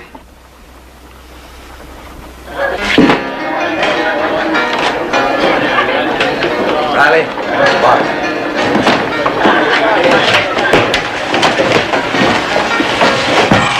Now, the way I see it, we got him cold on a murder charge. But he's the only one that knows where the money is. Now, he probably figures that we're not going to let anything happen to him until we know where the money is. Well, then we'll have to convince him we're more interested in justice than in money. How do we do that? We take him out and lynch him. Not all the way. Just a little bit. Charlie, a lynching is like an avalanche. Not hard to start, but you ever try to stop for a while? No, and I don't intend to. That's the sheriff's job.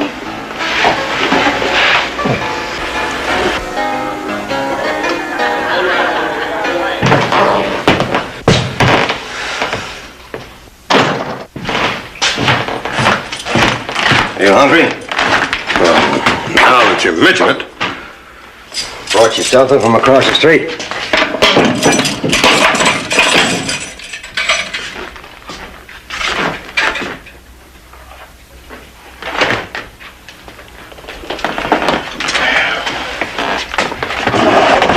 Hey, heavy.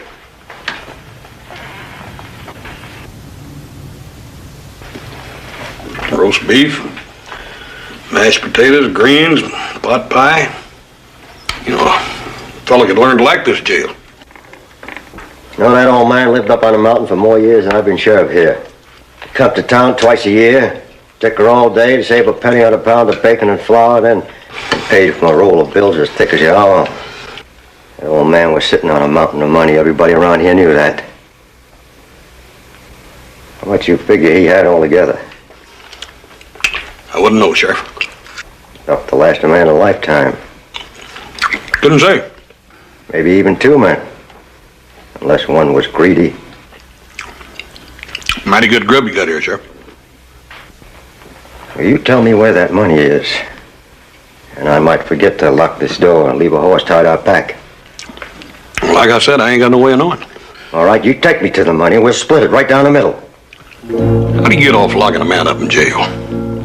You ain't no better than a crook yourself.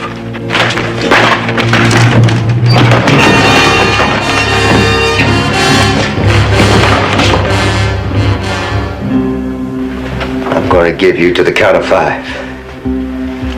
And if you don't tell me what I want to know by then, I'm going to shoot you up some for trying to escape. 1, 2, 3. If you miss, I'll be sure to get him. Well, now keep him covered, Sheriff. You never know which way they'll jump.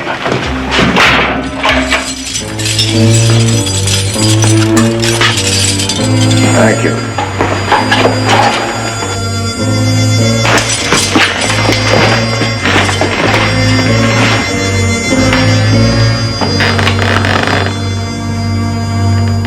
Good thing I came along when I did. Yeah.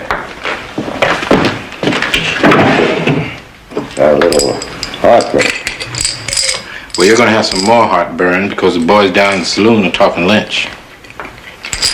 Just a little talk, doesn't mean a thing. Well, you better let them know that. They think they mean it.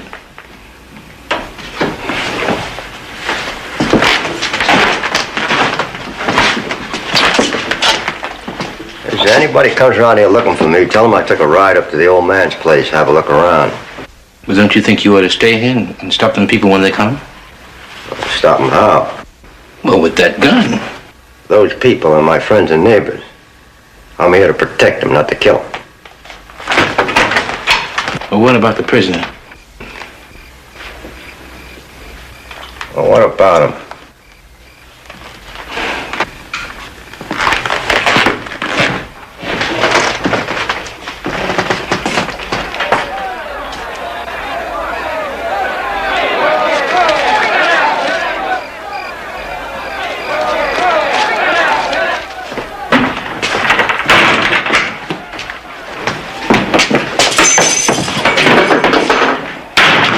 Come on, let's go. Wait a minute, where are we going? Anywhere, someplace, let's go. Well, where's the sheriff? He's gone, we better get going. I ain't going no place. I'm staying right here. Now listen to me. No, you wait a minute. If I run, then they'll sure think I'm guilty.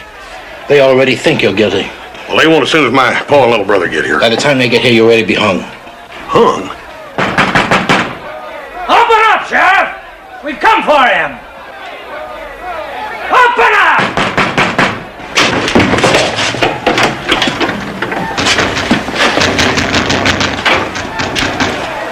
Now, I'm going to save your life if I have to kill you to do it.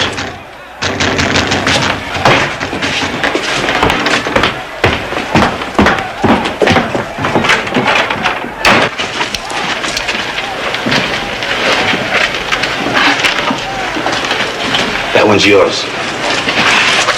Just don't like the idea of breaking jail. Always go back and tell them it was a mistake. Never tried that.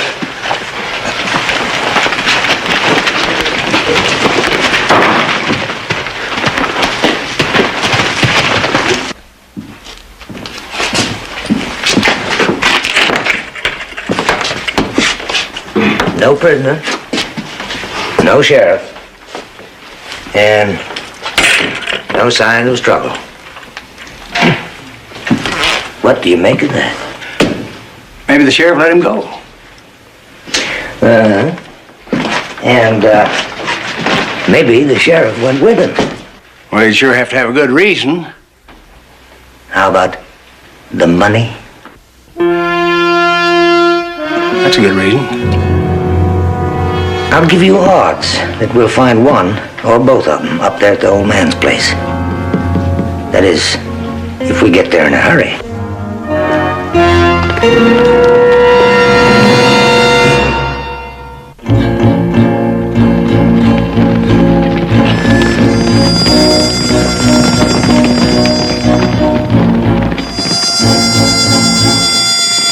Well, if they're going to look that way, we better go that way.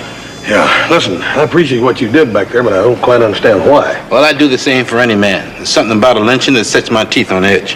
Yeah, well, you know, I've been thinking about it. I think I better get back into town and get this thing settled up. If you're going to prove you're innocent, you better do it from a safe distance. Yeah. Well, maybe we could just circle around out here for 2 or 3 days and let the dust settle down, then go back in, huh? If you want my opinion, we better start riding far and fast, starting right now.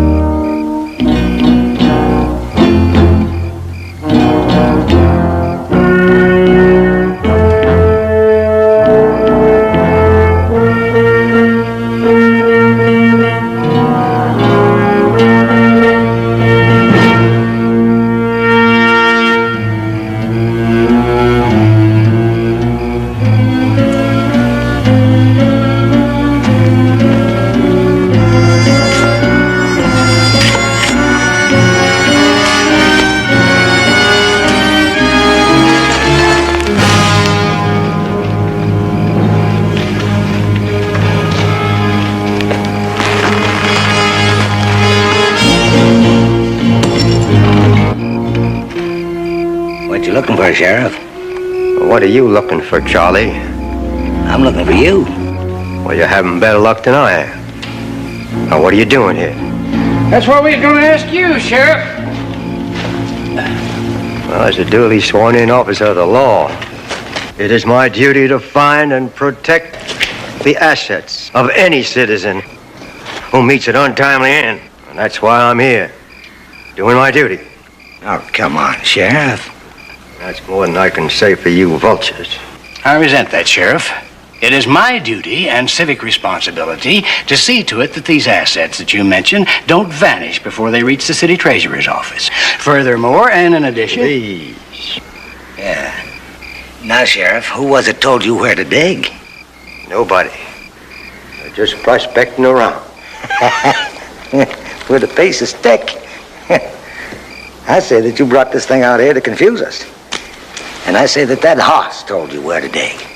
That horse showed me nothing. Then why'd you turn him loose? I left him locked up in jail where he ought to be. Well, he ain't there now, Sheriff. There ain't nothing in that jail cell but dust. And that's why we rode out, Sheriff. There are them that thinks that you give him his freedom in return for him telling you where he hid the money. A prisoner escapes from jail, a cold-blooded killer, and you go chasing after the sheriff. People. Well, it seemed to make sense at the time.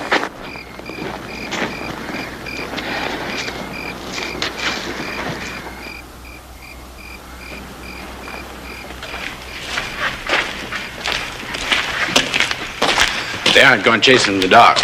But don't make that fire too big. I want to tell you how much I appreciated what you did back there. I already told you how I felt about that. You took a mighty big risk. I don't want to talk about it. Look, I know you appreciate what I did. Man says your life, you're bound to appreciate it. But you don't have to go on and on about it. I'm Horace Cartwright. Child Barnett. Child. Is that what they named you? No, that's just what they call me. Child. Come here, child. Child, behave yourself. Now, listen to me, child. By the time I was 5 years old, they forgot what my real name was. Well, there must have been somebody to write it down someplace. Somebody did. But neither one of them could read. Child. It's a funny name to be calling a grown man, ain't it? What's so funny about that? Did your daddy name you Hoss when you was born? No, but... Well, then you ain't got no real name either. Or you guys what people decide to call you. Even if your daddy named you George Washington Cartwright, if people decide to call you low down, mean, stupid, or dumb, all the George Washington in the world wouldn't change it. Yeah. It's kind of a dumb thing for me to say, but sorry about it. That's all right. I thought it was kind of funny when you told me your name was Horace. It kind of fits you.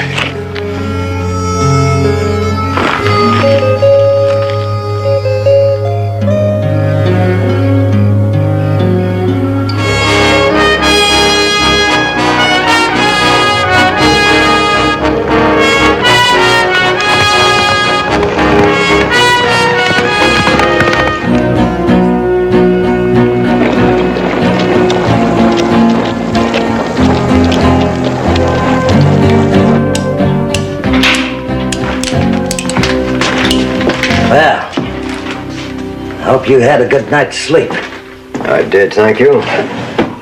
Now we got a cold trail to follow. Can't track a man in a dog, Charlie.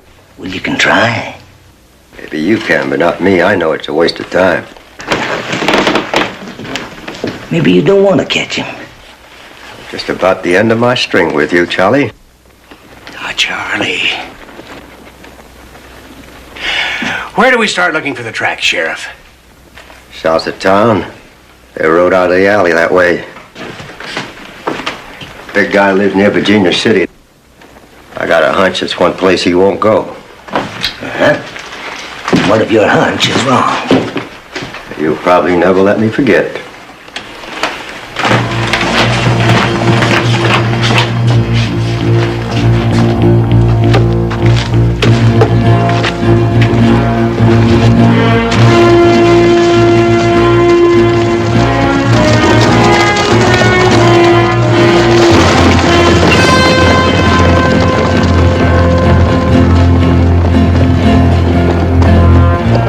What do you suppose that was all about?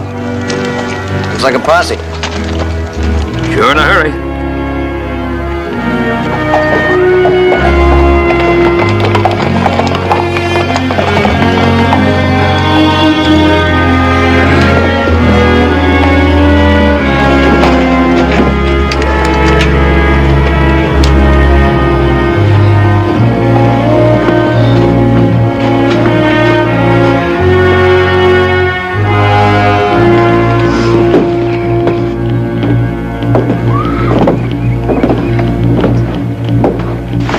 Yes, sir.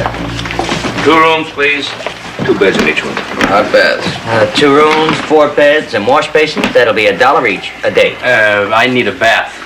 Some folks use the horse trough in front of the livery stable after dark.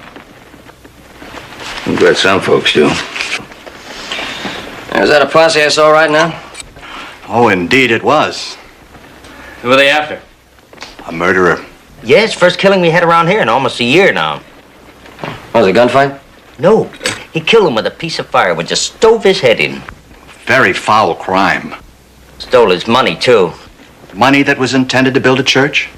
You know that ain't so, Brother Stoner. He came to services regularly in the saloon and quite often made a donation. That don't mean he figured to build you a whole church. He was a good man, and the church is a worthy cause. Don't you agree, sir? Oh, yes. Just when did this killing take place? Yesterday.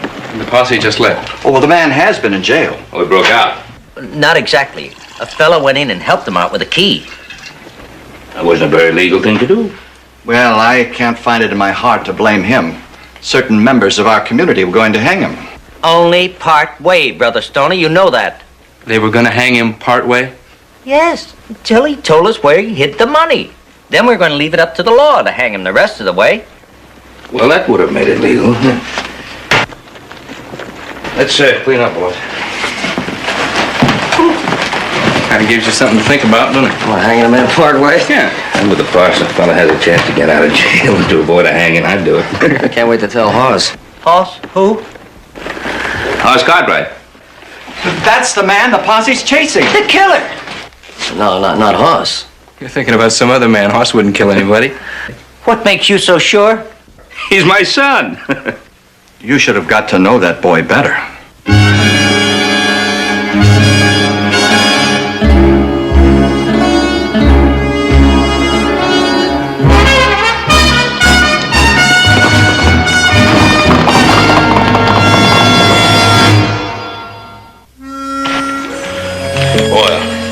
Setting of eggs and some hotcakes that sure go fine about now, wouldn't they? I can't help you there, Hoss.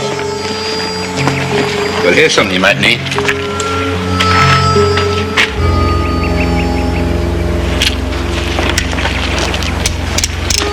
Just make you a little uneasy? I mean, I'm supposed to be a murderer. You don't strike me as the murdering type. What exactly is a murdering type? A little man. Squinchy eyes, pinch face, 2 weeks growth of beard, wrinkled clothes, and a dirty hat. Yeah, I'd be terrified by a man like that, all right. Hey, aren't you worried about getting in trouble with them folks back there? No, they don't know me. I don't come from there.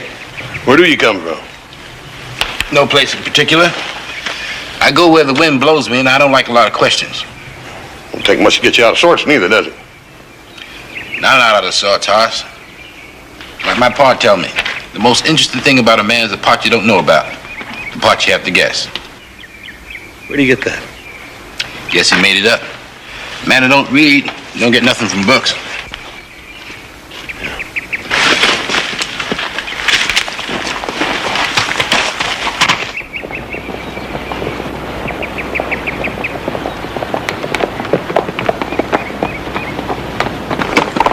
Nice dusty road. Might be helpful if we made tracks in it. Posse will be along soon. If we don't confuse them, they'll be right on our coattails. Sounds to me like you've had some experience in this sort of business. Enough to know that you have to stay way ahead of a lynching party. Well, we gotta meet and talk with them sometime. I mean, we gotta settle this. This time next year should be about right. Now, you take that fork, and I'll take this one. Stay in the dust until you come to hard ground along the roadside, and then cut north. And then we'll meet on the far side of that hill. Fine.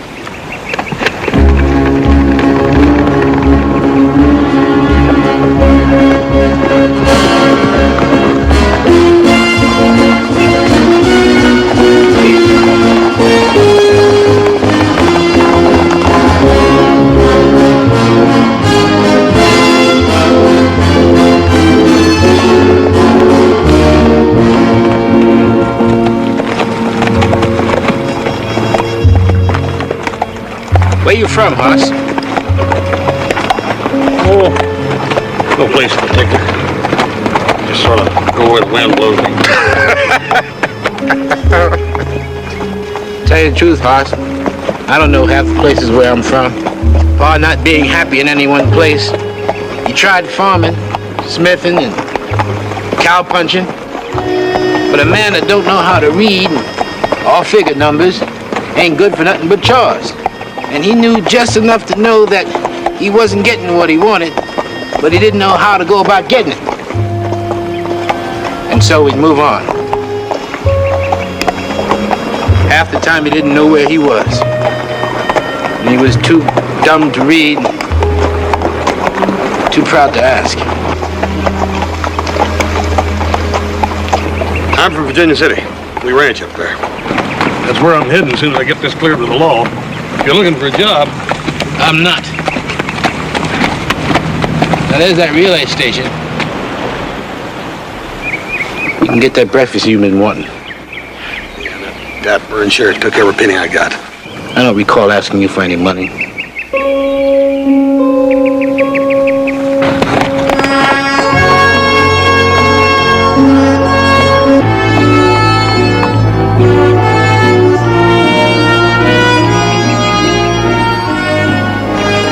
Stay in the saddle. I won't be a minute.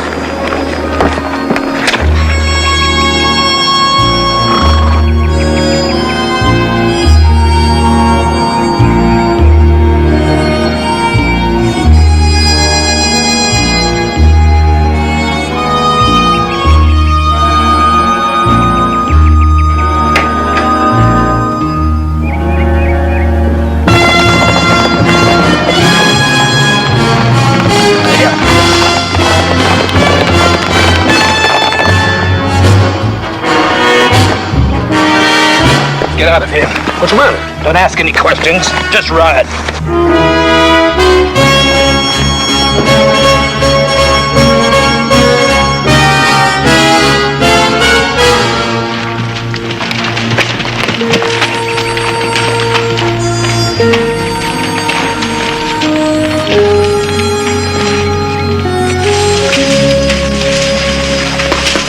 What do they have, boss? Biscuits or beef? You stole that, didn't you? Ah, you don't have to keep looking back. Man's not going to leave a store full of stuff just to get this away from us. You shouldn't have done it. I didn't do nothing but take a little bit of food for a couple of days. I don't care what you done. It ain't right. I was hungry.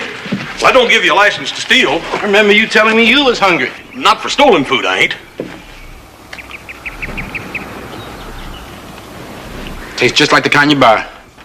I don't care what it tastes like, it's going back. I don't seem to remember you complaining about those stolen horses. Them horses don't belong to you? I just took the first couple of good horses I could find. Child, don't you know we could be hung for that? Well, they want to hang you anyway. Well, we'll settle the horses later, but right now, that stuff's going back. Well, this is not going back. This belongs to me. No, it don't. It belongs to the man you stole it from. What are we arguing about? This is just a sack of food. We're arguing about a principle. An empty stomach doesn't know any principles. Yeah, and a full stomach don't give you none, neither.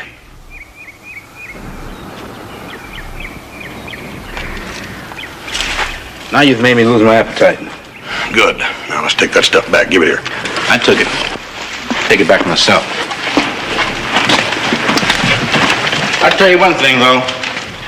We're going to have to stop this fiddling around and do some hard riding. Or the posse will run right smack dab into us. Say one thing for you. You're a pretty good judge of horse flesh in the dark. I have to be. That's when I get most of my horses.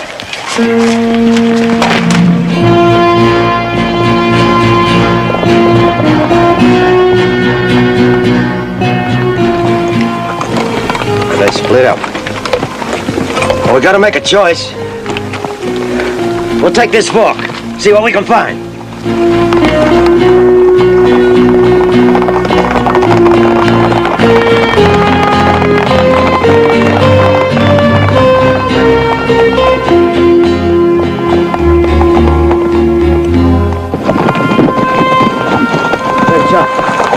Well, he's here just a minute. You don't suppose he'd try to find that jewel by himself, do you? I think he would.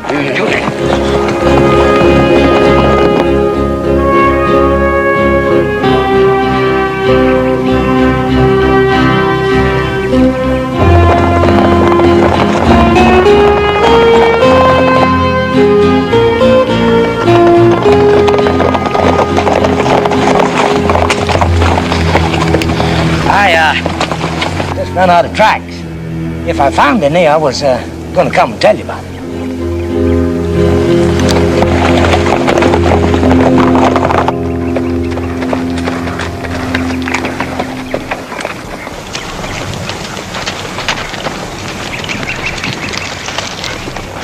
You wait here. You sure you don't want me to go with you? I did it. I'll undo it.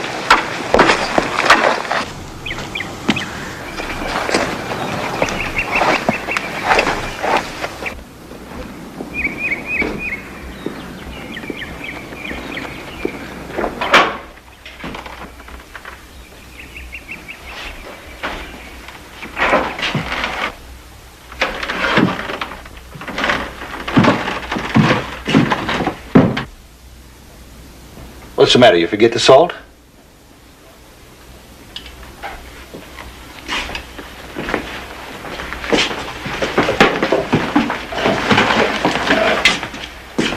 Check it.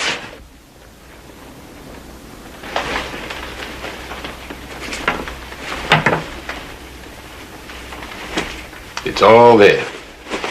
Seems to be. Well, I guess that squares it. Mister? You going away hungry? That's the way it is.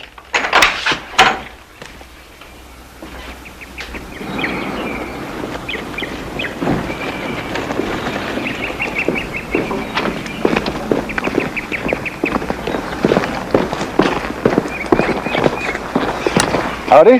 Howdy. I didn't get a chance to meet you last time through. You forgot this. No, I left it behind. Well, go on, take it with you. I don't have the money to pay for it. Well, I didn't ask you for any. No, I don't take charity. I swear you do make it hard for a man to be Christian. You know what the good book says? Is blessed to give. Well, how in thunder is a man supposed to give if you won't take?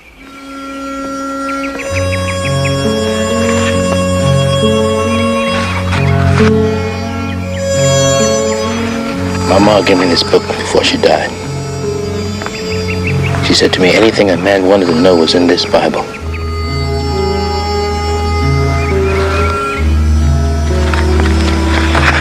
See this? I wrote my name in there. It says this Bible belongs to Child Barnett.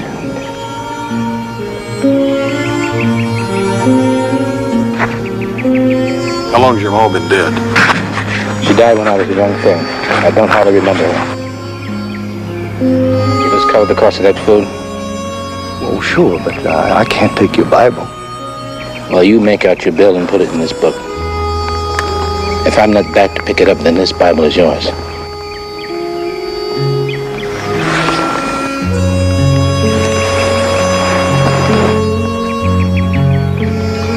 Thank you. You're welcome. My horse.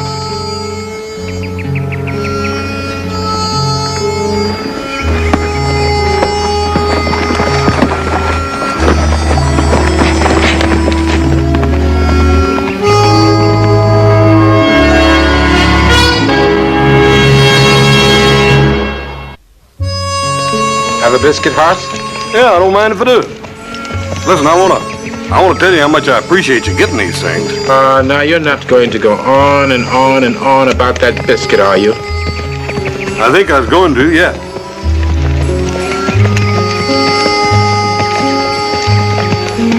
Don't taste no different. Yeah.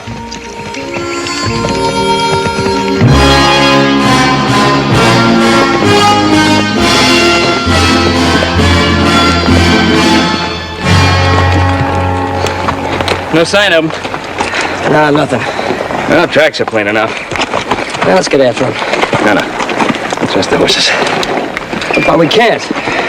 They need it, Joe. Well, you'll have to rest their horses, too. Come on.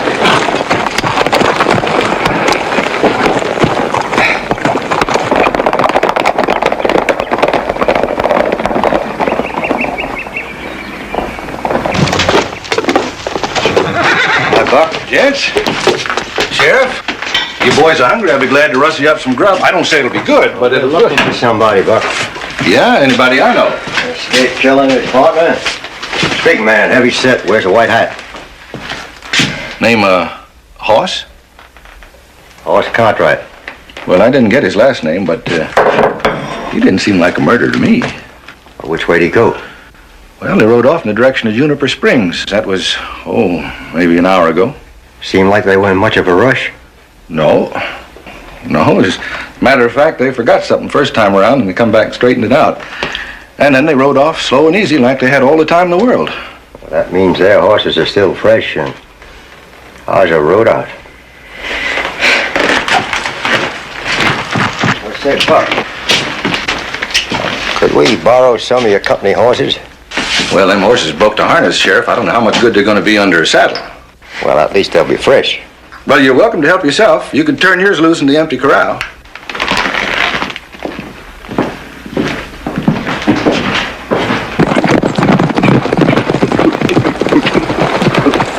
See anything? Yeah, I thought I saw something move way out there. Let's get closer.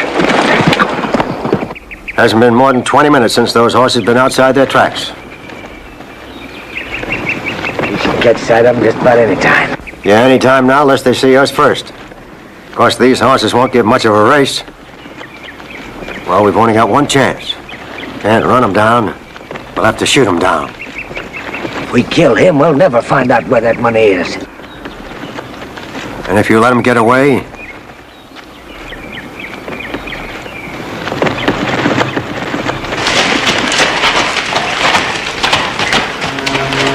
Let's pull in here, Pop.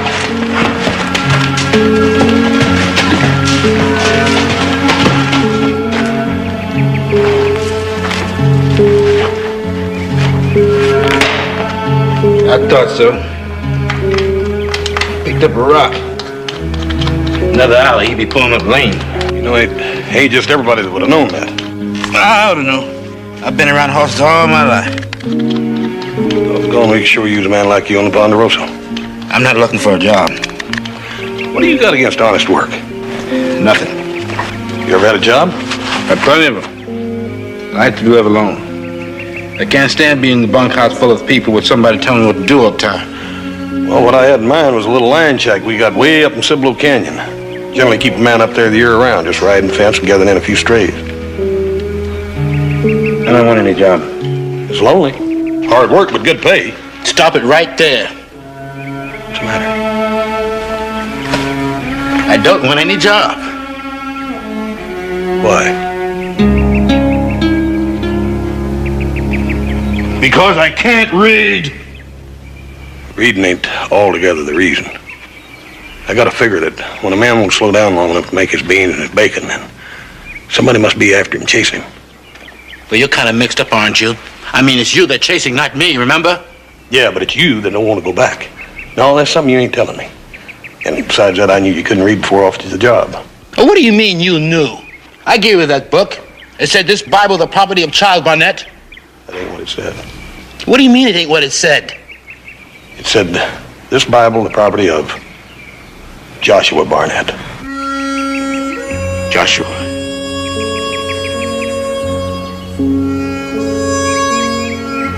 Joshua Barnett.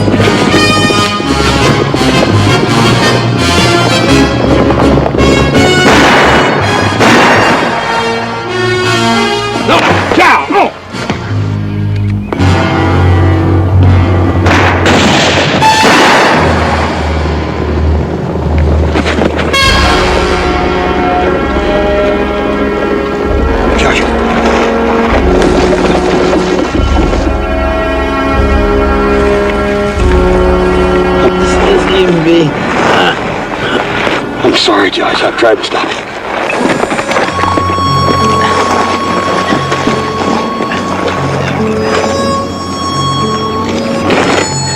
I took your horse and left you with the old man. I figured you did. Being the judge of horseflesh, you are. But I did kill the old man. Nobody killed him. He just fell down and died. I found him lying dead. He was peaceful and quiet. I tore up the cabin. I figured he wouldn't be needing the money he'd be leaving behind. Where is the money? Never no money. It's just a lot of talk. Just a lot.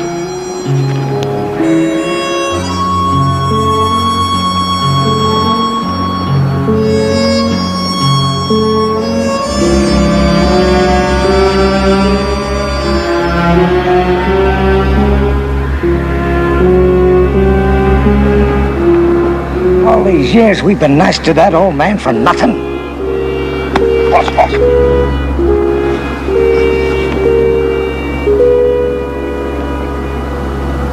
All that money. Just talk. I don't believe it was talk. That old man had money, and I think it's still up there somewhere. How come you're so sure? I just feel it in my bones. Horse! All right, Horse, let's go. Go where? Go back to jail. What for? You heard it. The old man died of natural causes. Your son stole a couple of horses. Sheriff, you know he didn't steal any horses. You heard that, too. He broke jail. Nobody breaks out of my jail. It was either break jail or get lynched. We did find those horses. And I'll see that you get them, too. If a man feels that way, I guess there's no use stirring up any trouble. That's right.